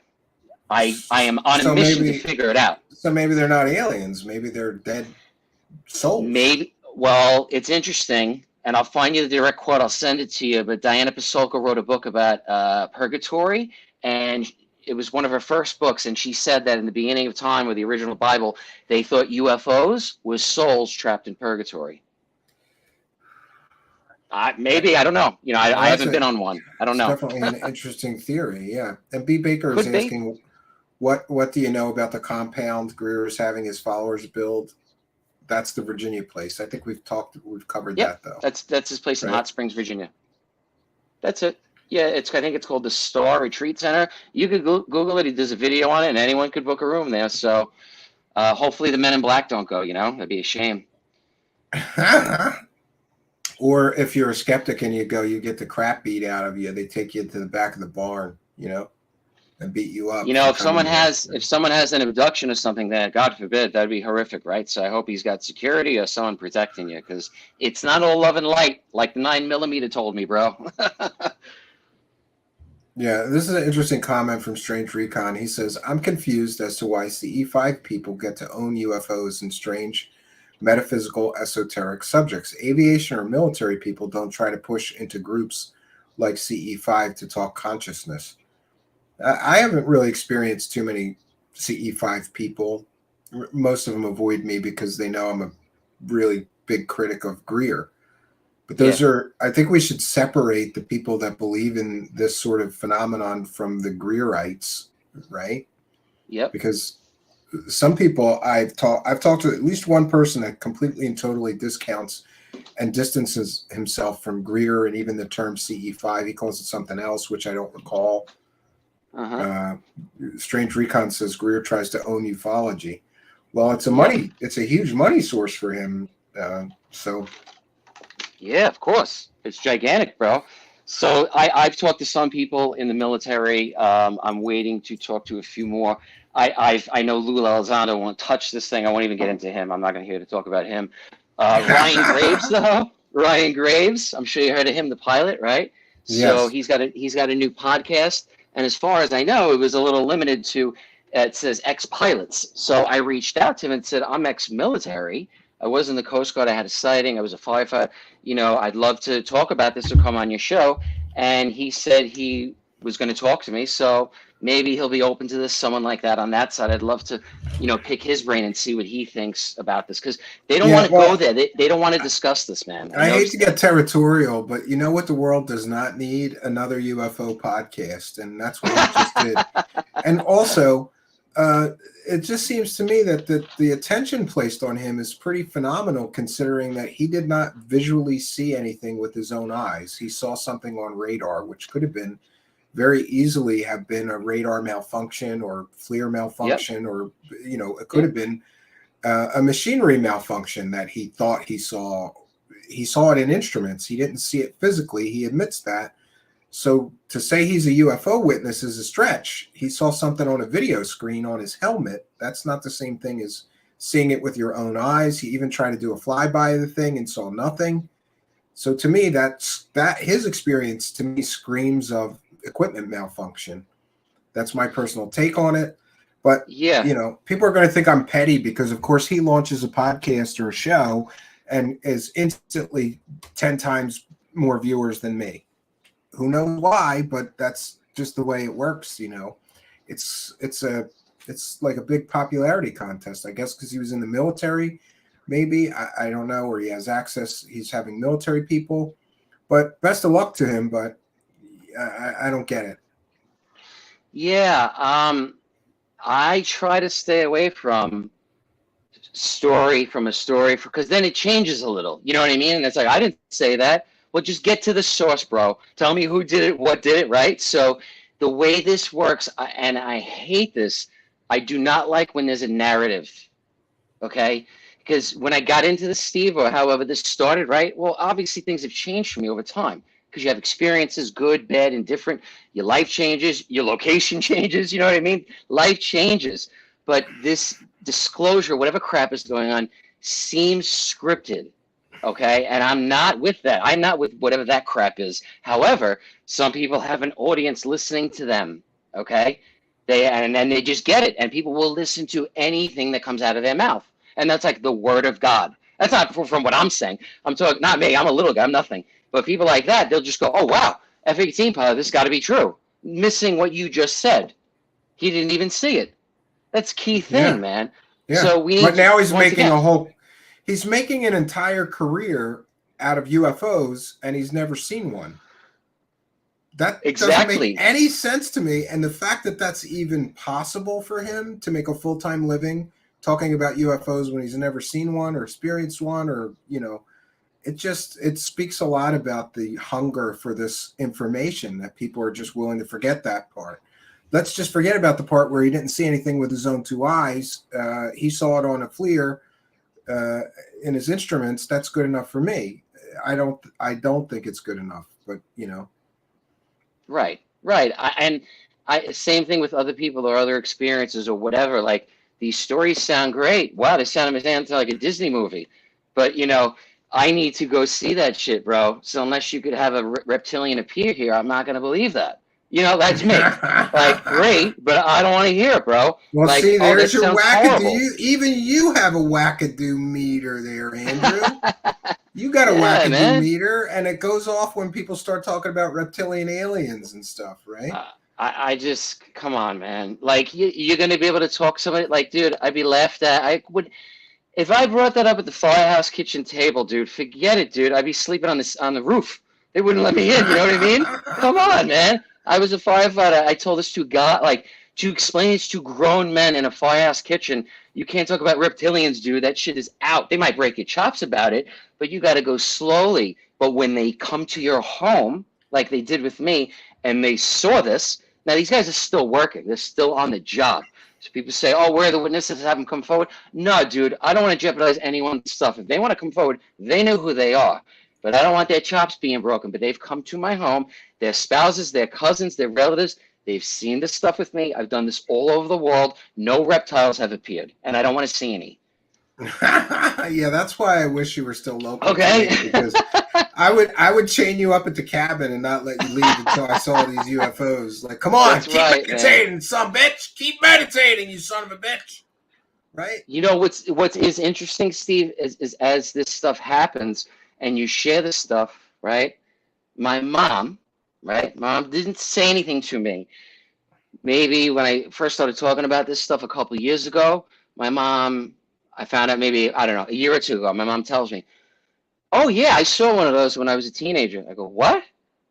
She goes, yeah, broad daylight. I go, well, what do you mean? She goes, I was on the front porch with my sister and her boyfriend. So my mom, my aunt, and my uncle in 1970, I believe. They were sitting on the front porch at my grandmother's, broad daylight, just talking, not doing CE5. Just, they're not into this stuff like that, just having a talk. And they said a black round object glided over them. It was high enough like a plane, but they could see the shape. They said it glided, no sound. They're like, that's interesting. And there was a light on top of it. So they jumped in my uncle Ronnie's Jeep. He drove down the road, followed it down the train tracks. The object stopped over Floral Park Belrose Grammar School. That's where we all went to grammar school. And there's like a little utility, like electrical pod, like right next to the school. My mom said the object stopped over the electrical plant, like the power box, stopped there, hovered for a little bit. They all saw it. And then she said it shot off, gone, zipped away. Police came, and the guy goes, don't worry about it. Just a government test. Leave it alone. And she goes, she never told me until like 2 years ago. Oh, that's I was like, what?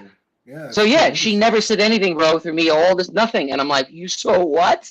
That's really interesting. And my mom, she's like, don't tell anyone. I'm like, what, are you kidding me? I'm not going to share that? That's funny where you find out stuff like that. Like, I didn't even know about it my entire life, but my cousin, my first cousin, is huge into all of this stuff. But he never talked about it. And then he finds, through Facebook, he sees that I'm doing these shows, and he's a viewer. Then he starts sending me all kinds of pictures of him with everybody. Like, he's been in pictures with everybody on Ancient Aliens. He goes to all the conferences. He's going everywhere to Contact in the Desert. And I never knew. We never talked about it during family functions or anything like that. And out there, Channel Paul, he used to live very close to the cabin. He's in Australia right now. But if he goes to visit his family and he's staying here for a while, he's welcome. I'll chain him up at the cabin I'm going to chain him to a tree and put cameras next to him, and he's not leaving until I get some money shots. We need money shots, That's right. Andrew. We need the money shots so that we can cash in too, right? That's right. That's right. That's right. Yeah, we'll work out a deal. I'll feed you for every time I see a UFO. You get one extra day of food. You're so gracious. So what are you up to next then? You're just going to keep meditating and trying to capture these things? Because after a while, you're probably going to come up with quite a library of footage, right? So, like I said, I don't want to film anything. I want to just focus on the experience. I don't want to hold a camera because you're missing out, right, of everything else. So if the circumstance was right, and I found the right person to film this with me just doing what I'm doing and people doing what they're doing, ideally, that's what I want to do. I would want to show everyone this, bro. I'd want to live stream this. That's what I want to do, but in the right setting with the right equipment. I can't do it with my Psionics camera. You know what I mean? It's got to be the real deal setup, man. So I'll do that, but it's got to be with the right people. And I am in the process of making that happen. That's what I am doing. So I could have done this 5 years ago. I could have done this 4 years ago, but there would have been a narrative and I would have gotten abducted at the end of the story, bro. But I'm not here for that, okay? Like, it's going to be what is. I could have done that. Done. It was Spielberg would have done backflips, bro. And one You know thing what I I'll mean? caution you Seriously. about is Seriously. if you're going to film with that Psionics camera, you always need a regular camera too, because Okay. people have faked UFOs so many times just out of airplanes or helicopters or other ordinary things, satellites going across the sky. They turn that gain all the way up so that the light gets bright, and then it obscures what it really is. And so it's sort of a tell for me. If there's only psionics footage, it's usually garbage, you know. There's even Third Phase filmed that helicopter, and you see them filming with the phone, but they won't release the phone footage, just the psionics footage. And there's a reason for that. It's because it was a helicopter. Paul is here from the Out There channel. He found that there was a search helicopter in the exact area that they filmed this UFO at the exact time. And through forensics, Paul was able to find the helicopter noise in the background of the video and pump it up, and it's clearly a helicopter. But they still deny that they hoax anything. So psionics cameras.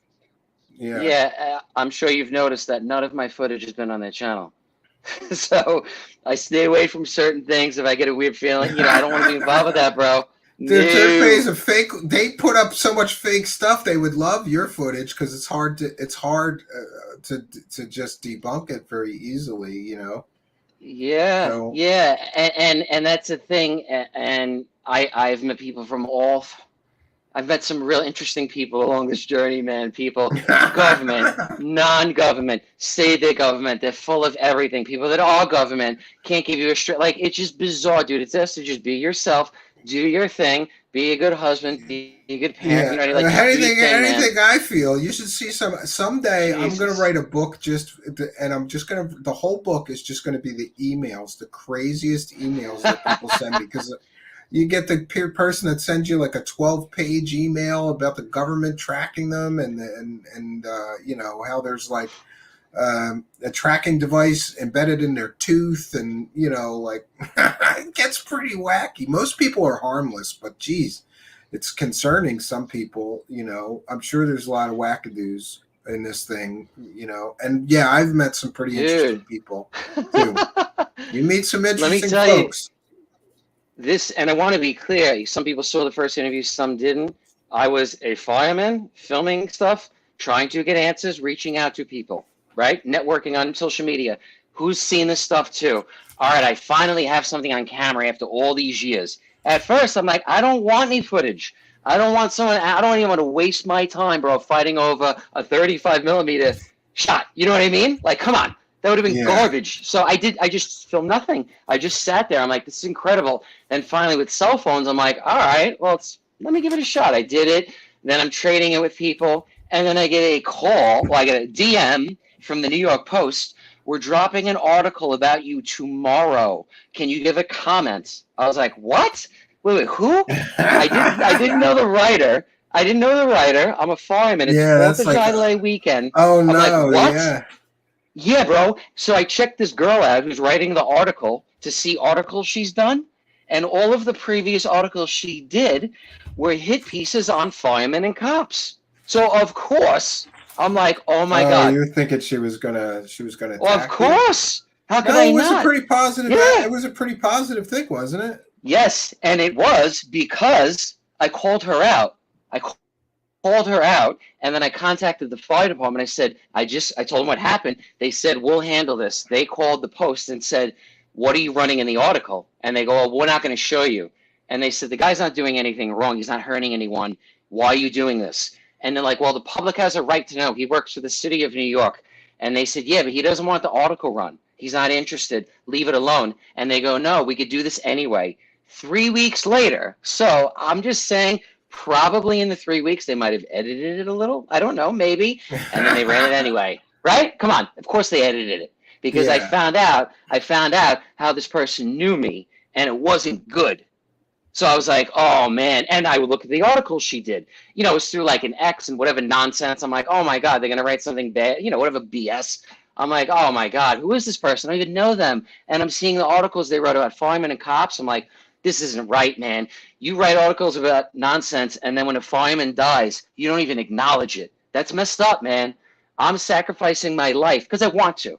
I don't want a pat on the back for that. But when someone dies and they have a family, you're not even going to acknowledge it, but you're going to write a hit piece or a joke article about that profession. That's not cool, man. I don't know. I don't agree with that.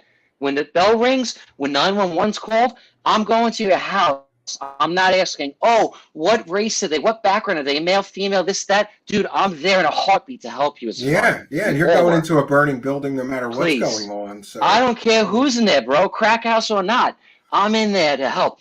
That's how we all were. So when people are like that, I just know in my heart, bro, that's not the right intention. So I try not to do that. You know what I mean? That's not right.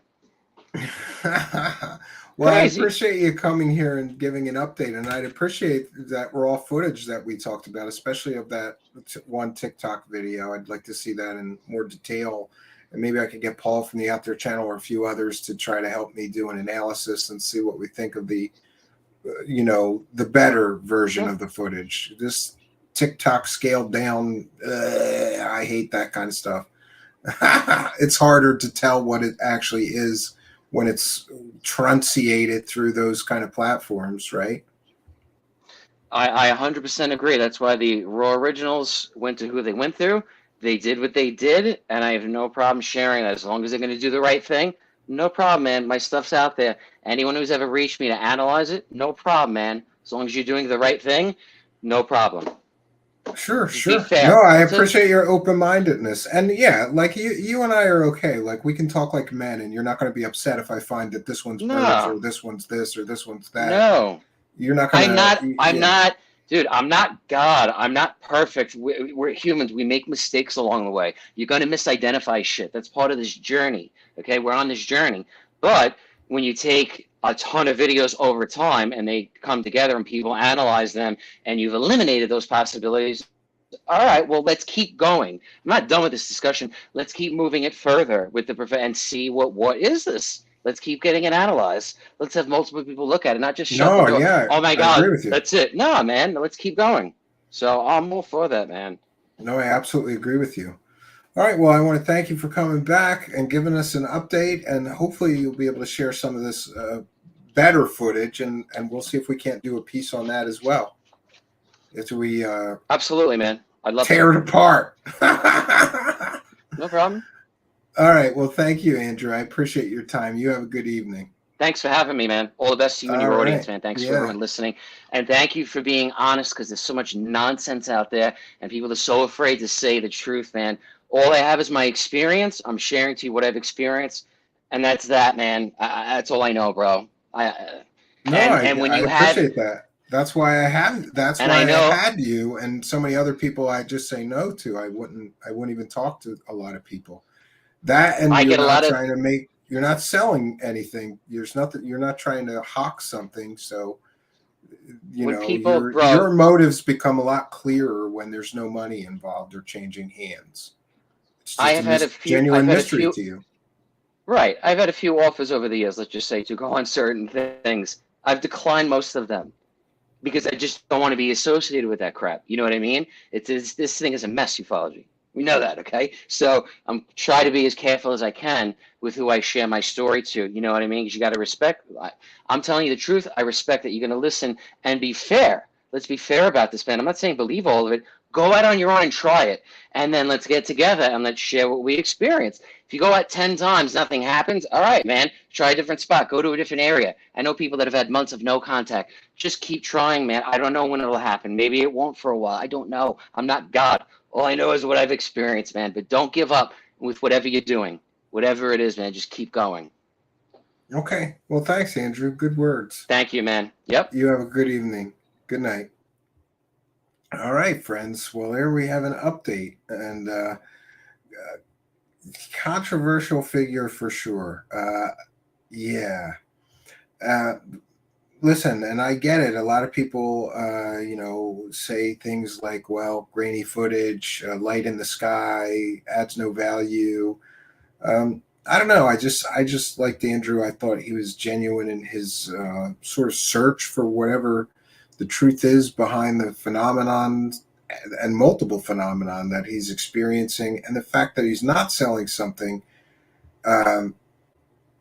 made me believe that he was a bit more credible than most people, because almost everybody that is telling similar stories to his has a book to sell you, a documentary to sell you, a course to sell you, or they're selling their services to help you contact the UFOs too, or learn how to do what they do. And I just don't get that from him. He's not selling anything. He's just sharing his experience. I think that's perfectly okay. I will say this, that I have a problem with the footage that he has, because it's always this TikTok trunciated, hard to do anything with that. So I'm hopeful he'll give us some more higher quality or raw footage that was sort of putting it out in those formats. And we'll see if we can analyze it ourselves. And I'll also say that I don't know the MUFON investigator who claimed he eliminated all other possibilities. I haven't looked into him. It's on my list of things, though. I am going to look into that guy. MUFON has gotten it wrong. Anybody has the ability to get it wrong, including me here. I want to look at the footage myself in more detail. And if we get to do that, I will bring that to you guys. So we're going to take just a very, very quick break to remind you that we're a viewer-supported show. And if you like listening to a show that doesn't have ads every 5 minutes, like many shows, and you enjoy this content, I hope that you will consider supporting us. We'll be right back, friends.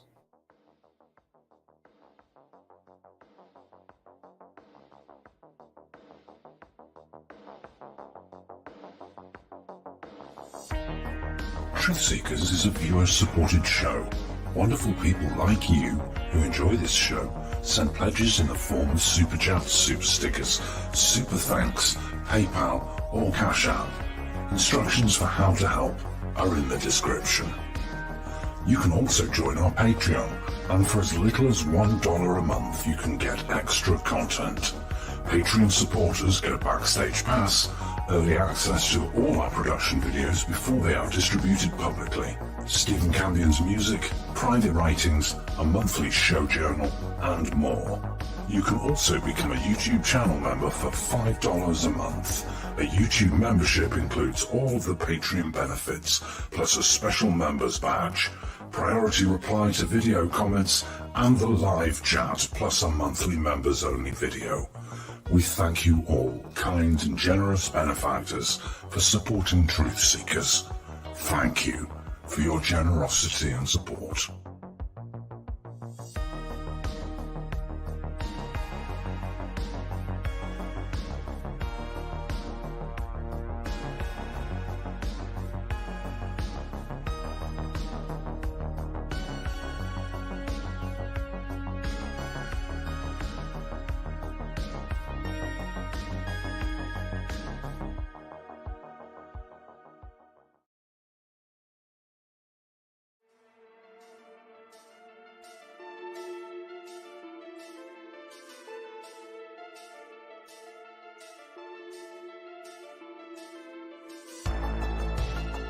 Thanks for being here. This is Truthseekers with your host, Stephen Campion. Please rate, like, and comment on our videos or podcasts. If you are listening to an audio podcast, please rate us 5 stars to help us rise in the search rankings. If you are watching on YouTube, please like, comment, and subscribe to our channel. If you're listening to an audio podcast, we love and appreciate you listeners, but you are missing the live tapings. All our shows are recorded live with video feed. We'd love you to come be a part of our live broadcasts and tapings for the podcast. Head on over to YouTube, click the search tool, the little magnifying glass, put Truthseekers, one word in the search bar, and hit enter. You'll see a strange and mysterious guy with sunglasses. That means you found the channel. Go there, smash the subscribe button, and hit the notification bell to receive up-to-date info on our YouTube channel. We welcome you to be a part of our live taping and our chat room during the live broadcasts. Seek the truth. Speak the truth. This is Truthseekers. Truthseekers. Truthseekers.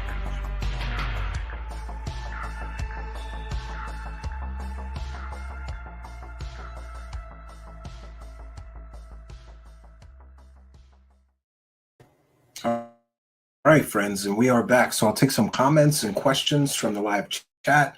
Somebody asked earlier about the medbed scam story with Mr. Randy Kramer. And I have Richard Cole, the researcher, and I are still looking into that. So that will probably be tomorrow. We will be running that story, and found some very disturbing things. And yeah, it's an entire thing. But Richard Cole will probably be joining us. Excellent researcher, former real Marine. He's the person who figured out that Randy Kramer was not now, nor is he ever been a real Marine or a Navy SEAL. Very troubling that so many people have interviewed this Randy Kramer and nobody bothered to check that he was a real Marine. But let me give you some insight. If a guy claims that he's an active duty Marine Corps member and then previously claimed that he was a Navy SEAL, you need to check his claims. And nobody did. So all of these people have helped him sell his garbage stories and basically scam people based on his fake military credentials that don't exist. Very troubling that so many people have interviewed him and not even bothered to check on his claims.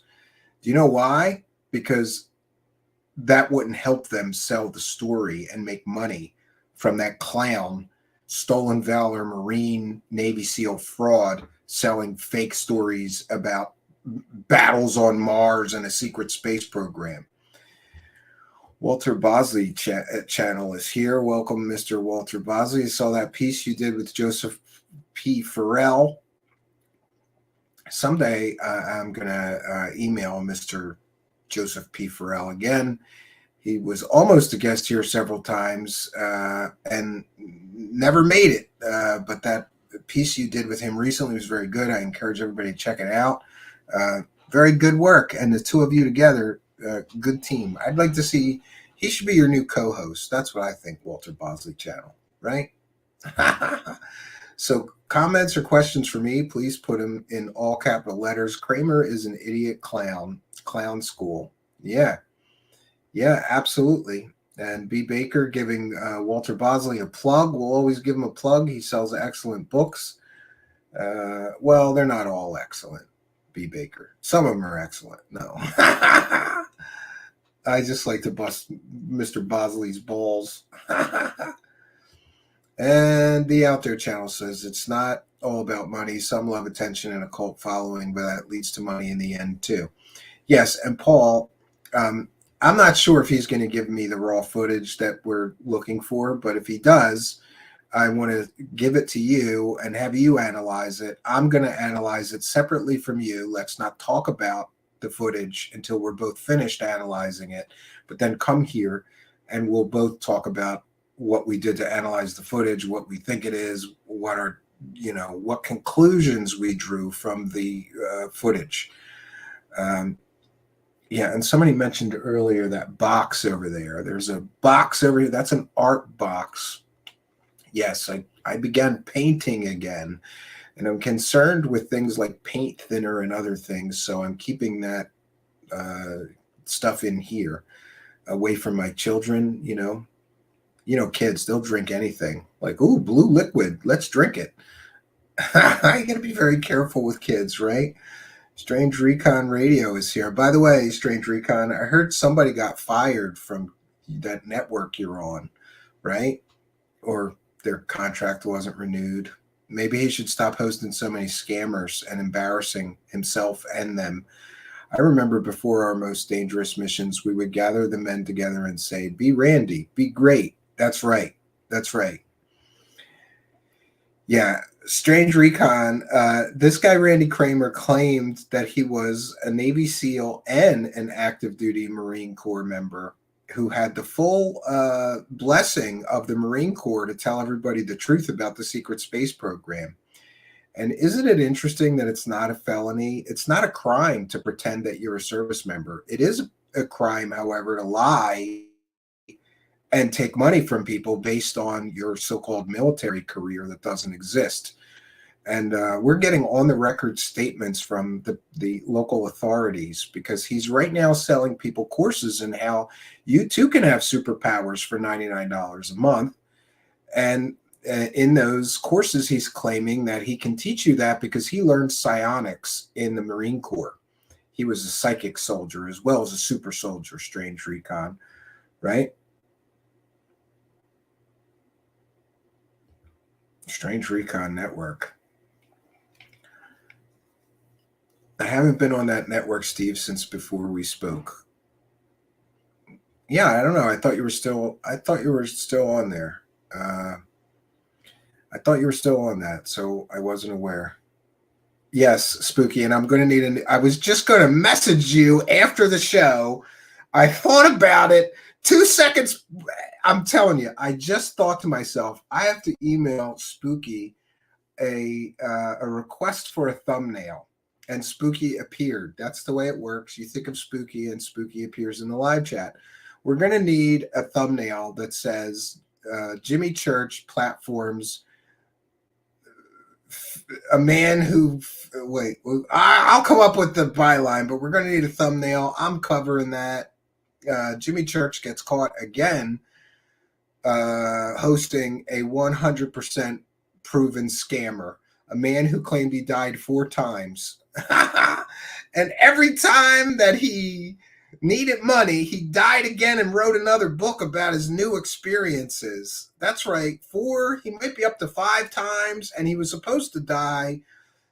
He let David Wilcock use him to scam people, claiming that this was his final contribution to mankind. David Wilcock's course on rainbow light beings and superpowers and near-death experiences or something. And then it's been a year or 2. He didn't die. Now he's on Jimmy Church, and Jimmy Church is grifting off of that near-death scammer. So we're going to need a thumbnail. I'll write a byline or a title. I got to think of something good. And I want you to use that picture of him with the toe tag on, because that is funny. Yeah, Jimmy Church caught again hosting a scammer. Who would have thought, right? Jimmy Church gets caught selling fake anal probe devices made in China. Well, I haven't heard that one, but and Strange Recon, the Stolen Valor Act only makes it a crime. The Stolen Valor Act is only a crime to claim that you have certain medals, like the Purple Heart and things like that. It's not a crime to just say I was in the Marine Corps if it's false. It's not a crime to do that. A lot of people are surprised to hear that. It should be. It really, really should be. Randy Kramer would cry if he was in actual combat. Yeah, I don't think, Jeff, Strange Recon, you know, one of the things that's always shocking to me is that these guys who claim they were super soldiers or that they were Navy SEALs, they all look like they couldn't pass a high school, you know, PE test, right? They couldn't run 100 yards without dying. They're so fat and slobby, but they were super soldiers. Randy Kramer being that out of shape and such a mess, claiming that he was a Navy SEAL, is an insult to all Navy SEALs. There's something called Hell Week. Look it up. Randy Kramer is not passing Hell Week. I don't even think that he could pass like Army regular training, Strange Recon, right? I thought Randy Kramer, he earned the Marine Service Cross. No, I haven't. If you have a reference to that, send it to me. I would love it because I'm in contact with the local. Let's just say that Randy Kramer is going to have a real problem selling his superpowers courses going forward, because in the ad copy for the stuff he's trying to sell, he claims he's a Marine Corps member. You can't lie in ad copy. That's a crime. So although it might not be a crime to pretend that you were a Marine, it is a crime to tell people you were a Marine and you learned how to have superpowers and I can teach you too. That's a crime, I believe. I mean, I don't know. I'm not a lawyer or a law enforcement officer, but he's going to have some real problems going forward. And we have Great researcher Richard Cole. Gunner65 in the live chat is his user ID. He is going to be here with me, and we are going to take down this stolen valor fraud, and at least we should be able to stop him from continuing to make those claims as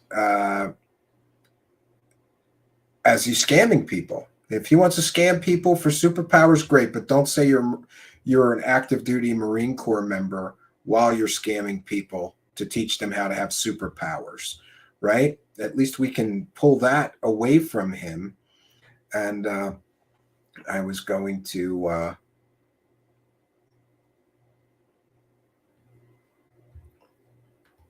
one second here. I'm trying to find the thumbnail for the, oh, I got it. All right.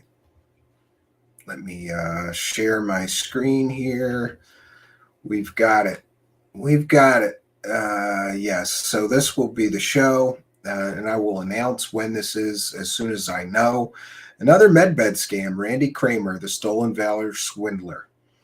Wait till you hear the details of this medbed scam. He promised people that they could be age regressed to back to 21, no matter what age they were. His medbeds also can cure both mental retardation and autism in children, and much, much more. It's ridiculous that this guy can do this. And to the best of my recollection, he raised somewhere between $60,000 and $70,000 in this medbed scam. Nobody knows where the money went. Nobody's ever asked him where the money went. And how many people interview him? Why doesn't somebody say, hey, Randy, what happened to that medbed scam money? And by the way, GoFundMe took the GoFundMe down because they knew it was a scam.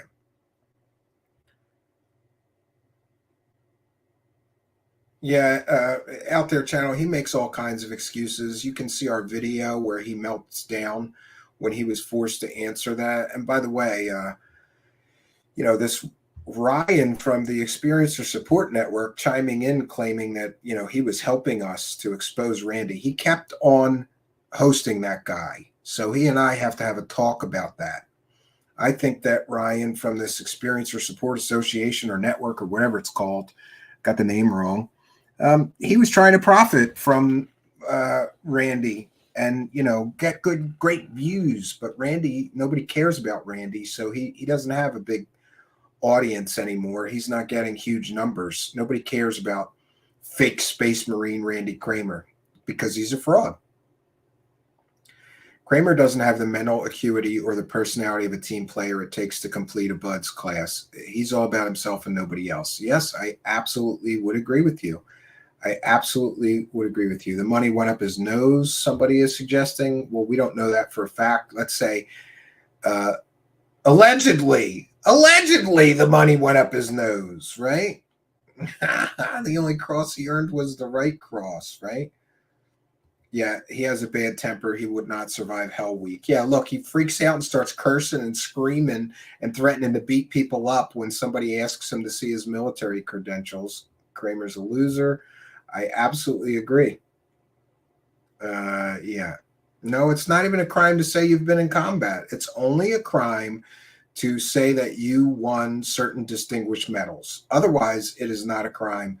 I can tell you that I was in the Marines and I was in Desert Storm and nothing will happen to me. And I think they need to change that. I think it should be a crime to lie and say you were in the military, period. Becoming a Marine captain, you must qualify by certain standards. One of those metrics is a basic series of needed awards, achievements, and qualifications in school. Captain Keys suggests, yeah. I just teach where I can. I hope in the end some learn to wake up in the end, but their pockets will be lighter. Yeah, absolutely. Too much information says that's what Fade to Black has become. Yes, Fade to Black has become Scammer Central.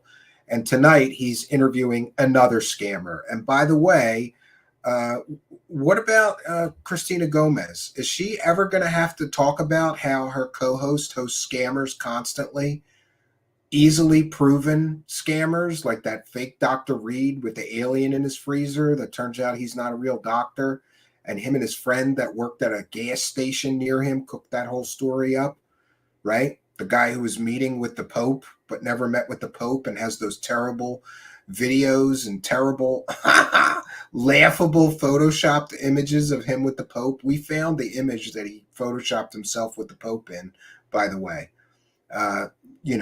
Not that Jimmy Church cares, because Jimmy Church is all about hosting the scammers. Let's see. Sarah R. Adams, right? Emery Smith, Corey Good, David Wilcock. Jimmy Church never met a scammer he didn't want to try to make some money with or from. Once someone asked me, well, you know what? I'm not even going to get into that. But what I will say is that Jimmy Church is a slime ball.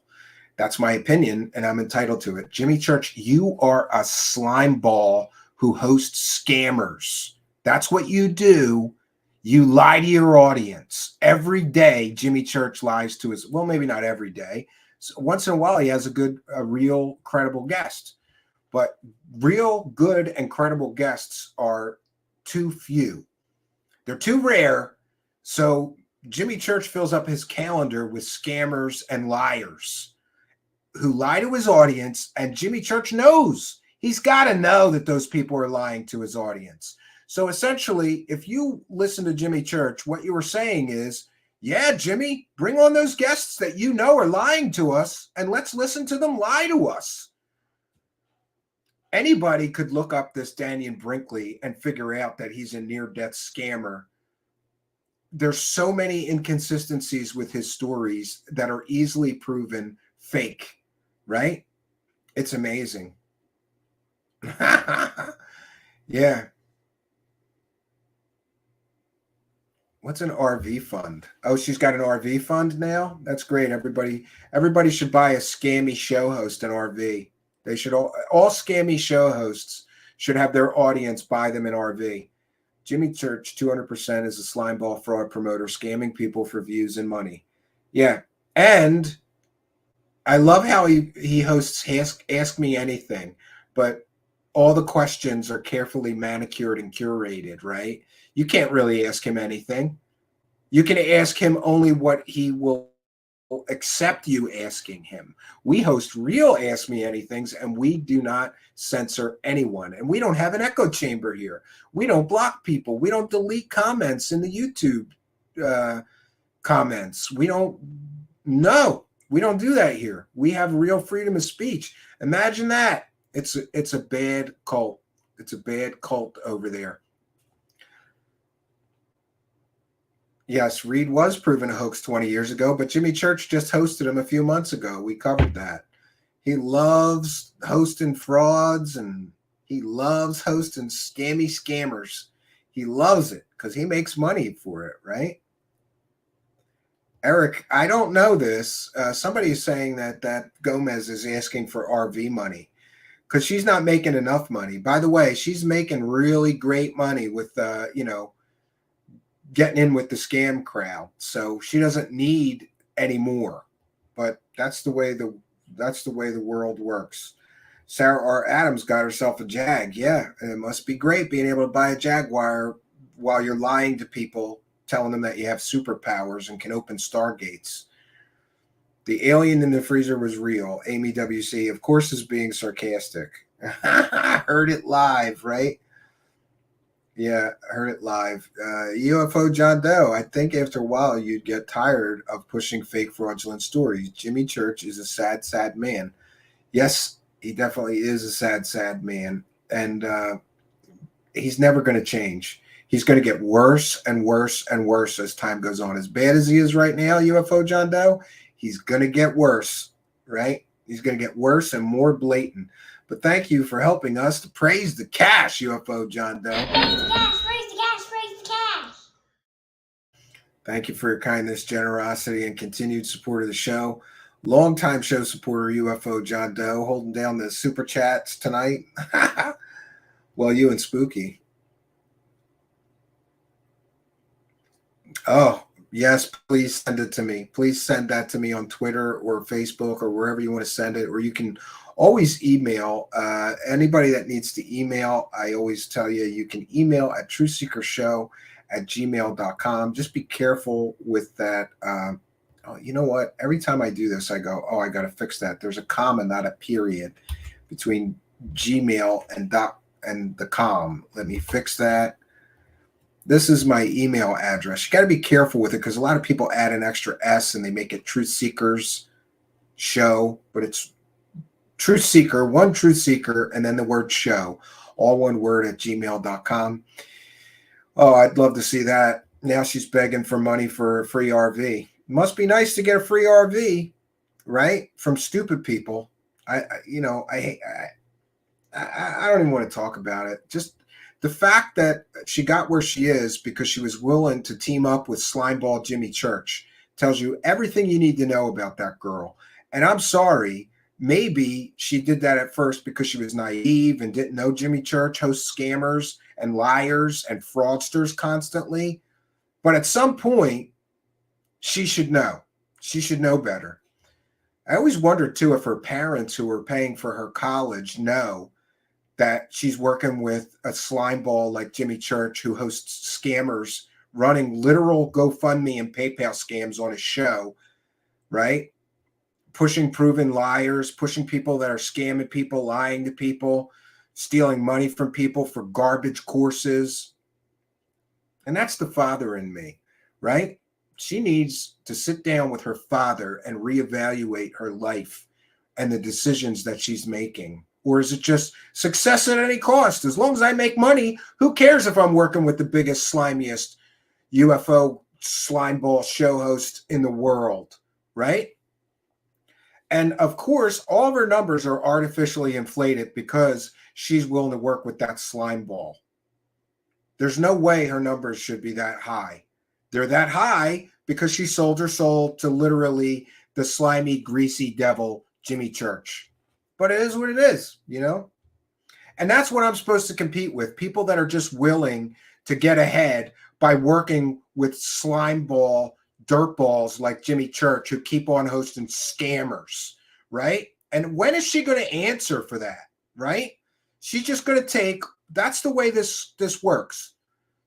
She's going to take all the benefit that she gets from Jimmy Church pumping up her numbers, and she's going to never talk about the fact that Jimmy Church hosts scammers, liars, and people committing fraud constantly. But I'm supposed to compete, right, on equal grounds. What do I got to do? Do I got to find somebody as slimy and scammy as Jimmy Church and bring him here as a co-host so I can compete with those kind of scam numbers, right? But it is what it is, right? At the end of the day, I'm not a dirtball. She's a fucking dirtball by association with that slime ball. She should be ashamed of herself. She should be ashamed of her association with that dirtball, slime ball, Jimmy Church. Right now, tonight, honey, he's hosting another proven fraud, scammer, liar. Are you going to talk about that on your show, or are you going to ignore it and just take the money? Go on, take the money and run, girl. Take the money and run. Who cares what you got to do to get it? I have more respect for sex workers than I do for Christina Gomez. At least they earn their money.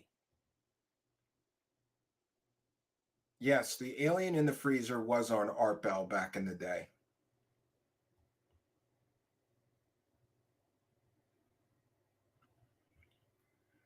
UFO John Doe with another kind and generous $4.99. Hurt Think Tank has been permanently banned on Twitter. Can only hope. Dude and his pushing of fake videos. I guess I shouldn't laugh. I'm banned too. Oh no, Think Tank. Yeah, that guy pushes a lot of garbage. And thank you for your kindness, generosity, and support of the show. UFO John Doe, always very generous to the show, and is also a member. Thank you for being a member and for your kindness, generosity, and continued support of the show. UFO John Doe is always here helping us to praise the cash. Praise the cash, praise the cash, praise the cash. Thank you for your kindness. Thank you for your generosity. Praise the cash,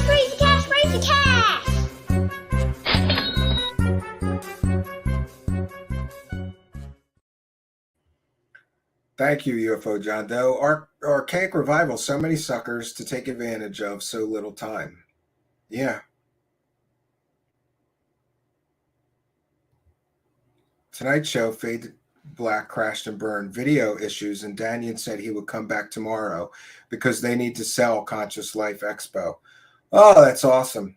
That's awesome. And actually, I'm gonna go. Yeah, Jimmy Church is a super genius, but he doesn't know how to work YouTube, right? Awesome. 1 second. I'm gonna check in. I always forget. I'm gonna check in with the PayPal as well. And looks like they took that video down though. Oh no, they didn't. Great. Let me see. It takes a while. Sometimes we're not able to actually get the video, but I'm going to get it and we're going to cover it. And one of the big things I'm going to ask is, why does Christina Gomez get a pass? Why does she get a pass when her co-host keeps hosting easily proven scammer, liar, fraudsters? Why does she get a pass? I'm so sick of this shit. I'm sick of this feeling that I have that break both my legs and expect me to run a marathon, right? If I'm in a marathon with Christina Gomez, I have both my legs broken. You know why? Because I won't sell easily proven fake stories for money. I won't work with the biggest slime ball in UFO land, Jimmy Church, who constantly hosts scammers, fraudsters, and liars. But I'm supposed to compete. All I want is a level playing field. If she's going to take all the benefit, she should have to talk about it every time Jimmy Church gets caught hosting another scammer. Here we go again, Christina Gomez. You didn't say anything about all the other scammers, so I'm pretty sure you're going to ignore him getting caught hosting this scammer.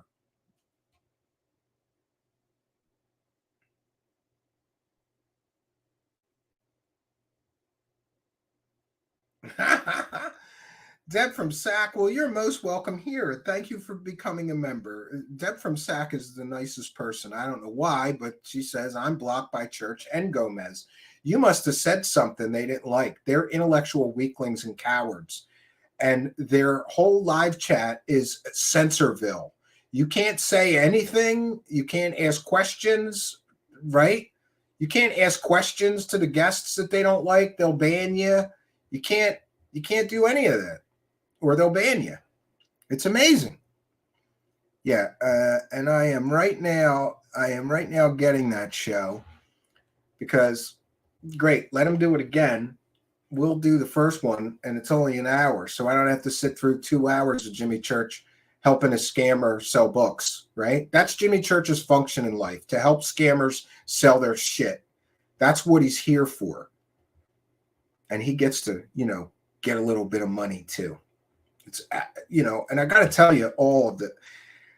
If I'm being honest, I am so disgusted with this whole genre because it's all scammers mostly. It's 95% scammers, liars, fraudsters, right? But I'm still supposed to do a show in this genre.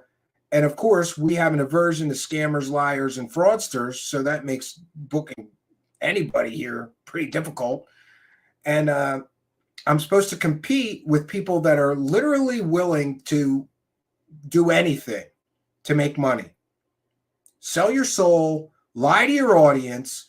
And it makes me sad because these audiences should know they're being lied to. They have a right to know that show host is actively helping a scammer sell his garbage wares. These audiences should have a right to know that people like Gomez and Church are actively, in one form or another, helping people commit fraud. But they don't get to know because we talked about this. They control all the information, delete any negative comment or question. God forbid you go to Jimmy Church's YouTube channel and post a link to proof that Daniel Brinkley is a liar and a scammer and a fraudster and was helping David Wilcox scam people for money, claiming he was just about to die. What was that, like a year ago or a year and a half ago? He was supposed to be close to death. And that was his last contribution to humankind was the course with David Wilcock for $333. That means that was a scam. And now he's on to Jimmy Church. And by the way, Jimmy Church has interviewed him like 6 times now. Never asked him about the mountain. Hey, Christina Gomez, there's a mountain of evidence that Daniel Brinkley lied and scammed everyone, selling books for years based on lies, half-truths, and distortions of fact. Are you going to talk about that with your scammy co-host? Of course not. She's just going to take the money and run. Go on, take the money and run, Christina Gomez. And Jimmy Church, I have a message for you. If you ever interfere with me booking a guest, no, you know what? We're not even going to get into that.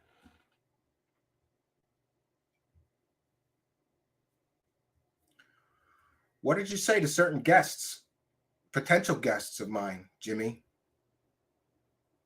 You better be careful. Jimmy sanitizes his chat room after every show, removing comments. Yes, he does, because he needs stupid people, and he needs an echo chamber. We have free speech here. Spooky. I regret bringing it up now. You did. You kind of triggered me, dude. You kind of triggered. I knew that was going on, and I was going to ask you for the thumbnail, and we were going to cover it. But now you just opened up a whole can of worms. But I'm okay. I'm okay. I didn't start yelling and screaming for 20 minutes, right? But, you know, to be honest, we haven't had a screaming rant for 20 minutes out of me since I quit drinking. I'm just trying to keep... You're screwing up my Zen! Spooky screwed up my Zen. I was good. I was in a good state. Spooky screwed up my Zen. But it's okay. You know, look, these things do. They piss me off because somehow I'm supposed to compete with people that constantly host scammers that are lying, right? Somehow I'm supposed to compete with that. And by the way, I'm going to find one of these conferences that Jimmy Church is at, and I'm going to confront him with a camera crew. We're going to do that. And by the way, I mean to ask him questions, right? He needs to answer some questions. And if he wants to run from his YouTube comments and not let anybody ask him questions, we're just going to guerrilla style, you know, we'll talk to him at a conference. And if he wants to run away like a little bitch, he's going to run away like the little bitch that he is. That's what I predict. That's fine. That's fine. And by the way, Jimmy Church, you can't compete with me without hosting scammers. Try doing this the right way, the moral and ethical way. Try actually researching the guests. Try actually asking hard questions. Try actually allowing your live chat to bring it up when a guest has been caught lying and scamming people. Why don't you try competing with me that way? I heard that Mr. Church said something about my numbers compared to his. They're not that far apart, bro. And you're selling your soul, you're willing to do any slimy thing you have to keep those numbers. We don't have to do that here. We don't have to do that. Spooky, not if I get there first. I actually met you. I was thinking of you, actually. I was thinking, you know, yeah, you could just Dropbox me those videos when you're done. I'll give you the list of questions, right? Yeah. So now you get it, Stephen. You can separate money from stupid. Daniel Brinkley is the one that kills me. Struck by lightning like a dozen times. Yeah, he died 5 times. Here's what happened. For those that don't know, this guy named Daniel Brinkley claimed that he died once and came back to life, and he woke up in the morgue with a toe tag. All of that was bull. But he sold a book about that and made a lot of money. And then what happened is he ran out of money, and so he died again and wrote another book. And then he died again and wrote another book. It's ridiculous. And this is the level of garbage peddlers that Jimmy Church hosts. And by the way, we're going to bring Jimmy Needs Church here to explain himself. That's what we're going to do, right? Daniel was basically a homeless bum when he came up with the con in a tent in a national park. Yeah, great. Dying for money, it's called. Yeah, Daniel Brinkley, dying for money. That's the thumbnail, Spooky. Jimmy Church hosts Daniel Brinkley, who is dying for money. That's the thumbnail. Jimmy Church hosts Daniel Brinkley, who's dying for money. Let's get on that, right? Yeah, he's going to be here. He's going to be here when we cover this, and I'm going to make Jimmy Needs Church apologize, okay? I'm going to, yeah, I die a little each day. Yeah.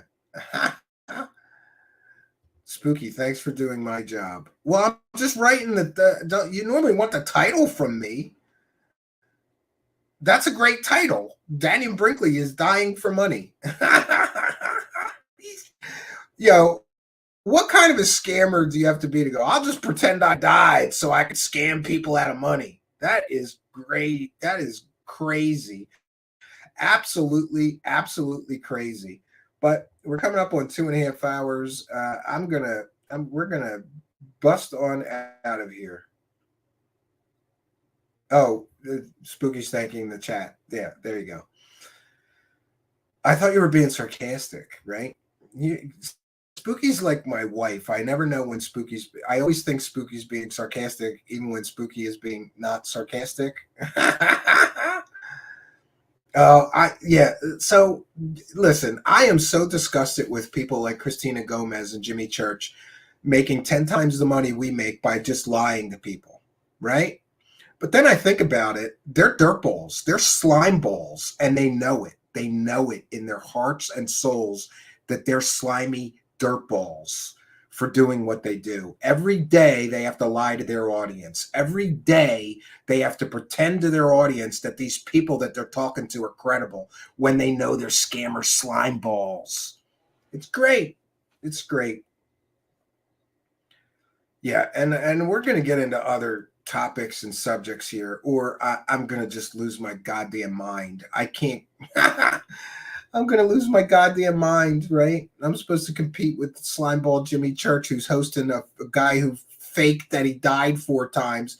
He faked that he woke up in the morgue with a toe tag on. His doctor said, quote, that never happened, unquote. He wasn't even unconscious the time he claimed to die the first time. He never even lost consciousness. But hey, as long as Jimmy Church can make some money while somebody's lying and scamming people, it's all good, right, Jimmy? Just make that money, Jimmy Church, you slime ball. Disgusting, despicable. Your children must be proud of you, right? What do you think your children think of you, Jimmy Church? Like, oh, my dad hosts scams and scammers constantly, right? That's great, Jimmy Church. Great. Do your children know that's what you do? You help people lie to people to sell shit?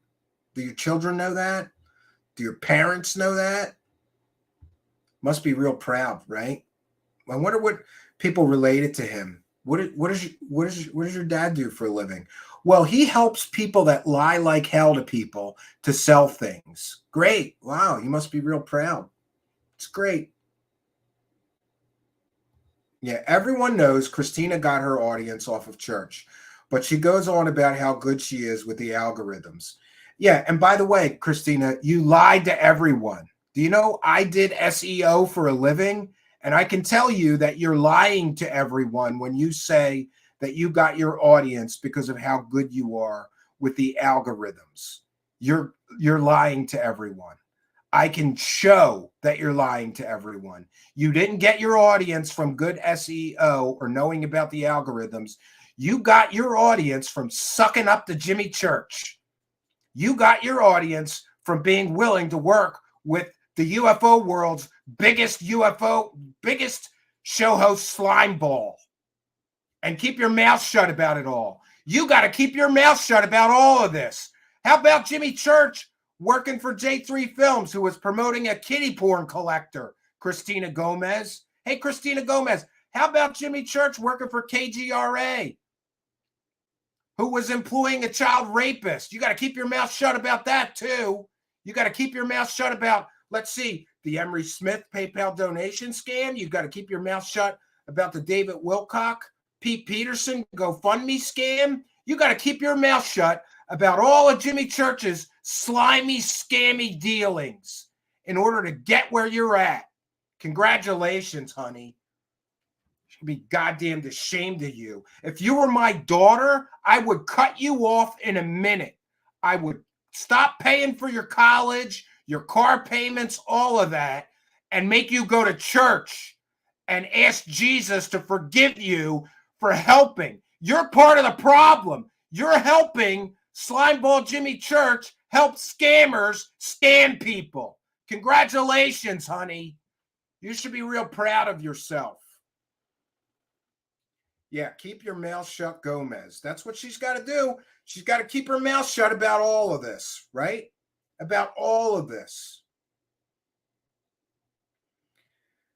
But it is what it is, right? So unless I find a scammer that I can keep my, I find a scam show host that's willing to help all these fraudster, scammer, hoaxer, liars, grifters, and keep my mouth shut about them, then we're just going to have to do it the real way, the honest way, the truthful way, the way that does not involve censorship or control of information or blocking everyone who disagrees or blocking everyone who asks a real and valid question, especially when the guest is a proven scammer or liar.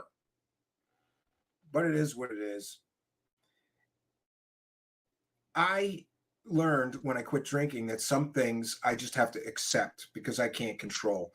I can't control the fact that this Christina Gomez is just going to keep her mouth shut about all of this so that she keeps an audience, right? She's not going to suddenly grow a conscience and do the right thing, right? Which means she's a slime ball just like Jimmy Church. You're a slime ball for keeping your mouth shut about all of this. You're just going to ignore it all, right?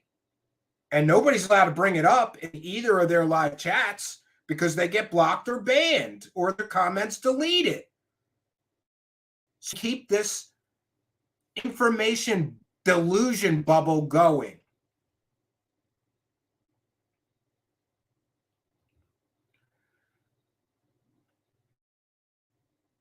We've become so separated from our own selves that we think it's from the stars. Good point, Amy Collins. Can't grow what you've never had a seed's worth of. That's a good saying as well. Gomez is one of those hosts who gets questions beforehand from the guests that they want to be asked. Exactly. She's 100% scripted, right? Gomez, RV fund money. I could use a new RV. I would never ask my audience for a person. That's a personal expense. That is a extravagant personal expense. Got blocked on several channels. Yeah, I imagine you did, Al Warrior. Yeah, so I'm going to go cool off. I'm going to go cool off and calm down. And, I can't change some things. And I can't change that I'm in a world where I'm supposed to compete with these kind of slime balls. That I can't change. But what I can do is be an example of doing it the right way.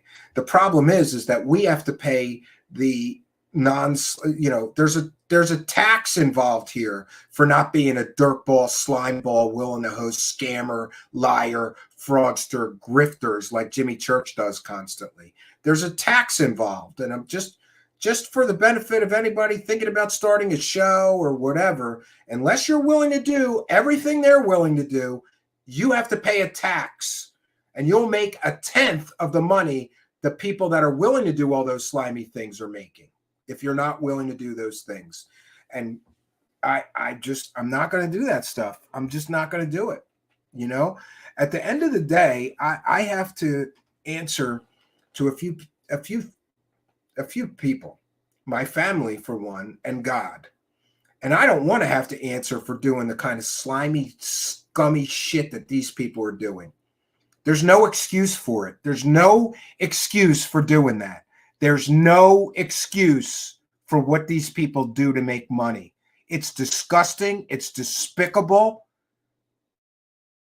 And honestly, I don't think they should be allowed on YouTube for knowingly hosting scammers. They know those people are liar, fraudster, scammers, and they're presenting their stories as true. That's deceptive practices. It's against YouTube terms of service. They should be stricken off of YouTube. Imagine tomorrow if all these scam channels were gone. All these scam show hosts were gone, right? The quality of guests would improve. The quality of research involved in stories would improve. But it's fantasy land to think that that's ever going to happen. So, it is what it is. So we did our due diligence today. I will keep you guys updated. And if we get that footage that I'm asking Andrew for, we're going to do a full analysis and breakdown of it, both myself and I hope, hopefully, the Out There channel, and maybe a few other friends of mine. Maybe we can get like 3 or 4 of us to analyze the footage and all do a panel show and talk about the footage and what we found. I think that would be the best way to go forward doing it, right? Yep. Regan Havoc says ufology is just people scamming. Research is dead. Well, nobody wants to buy real and serious research. People want fantastical fairy tale fake stories. That's what people want. And that's what some people are willing to give people, as long as they make their cut of the money, right? As long as they get their cut of the money, they're happy. So we've done our due diligence for today. Oh, Al Warrior, thank you. Kind and generous $3 super sticker. Thank you for your kindness, generosity, and support of the show. It is much, much appreciated. Thanks for helping us, friend, to praise the cash. Praise the cash, praise the cash, praise the cash.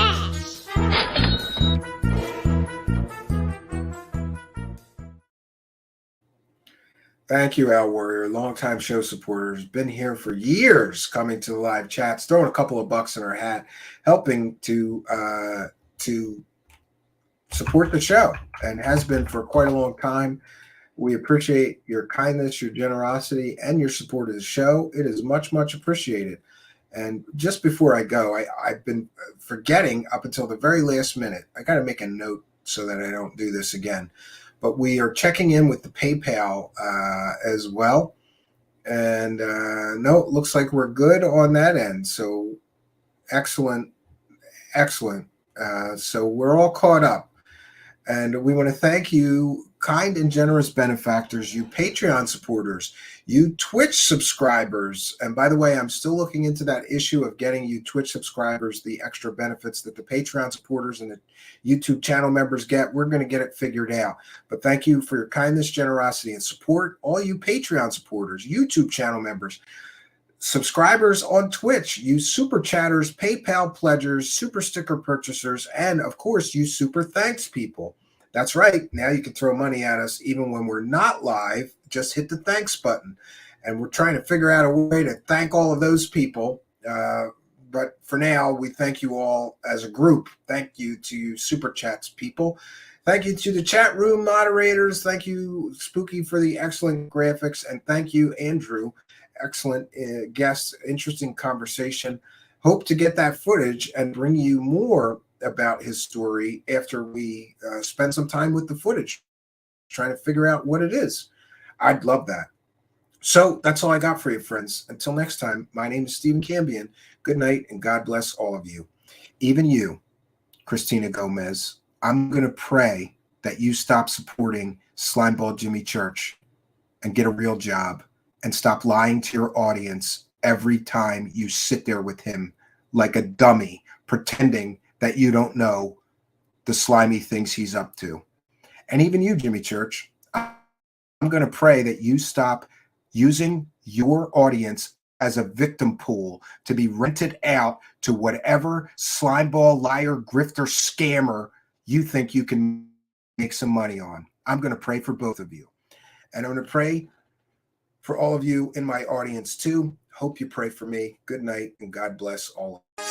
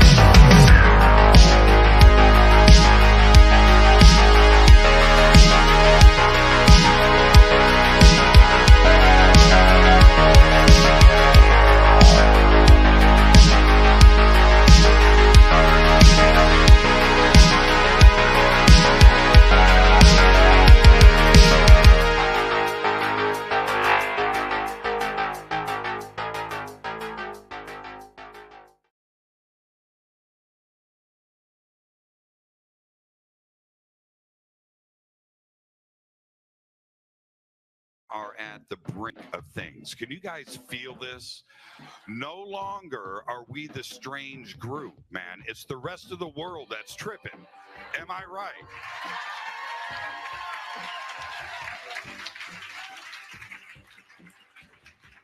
I'm going to say this right now, and I mean this. I want to introduce my good friend to you, Mr. Corey Good. Corey, get it up here.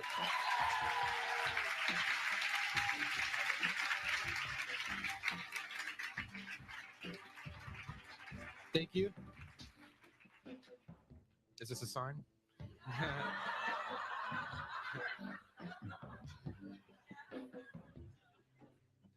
Well, thank you for joining me. I appreciate everyone that's like.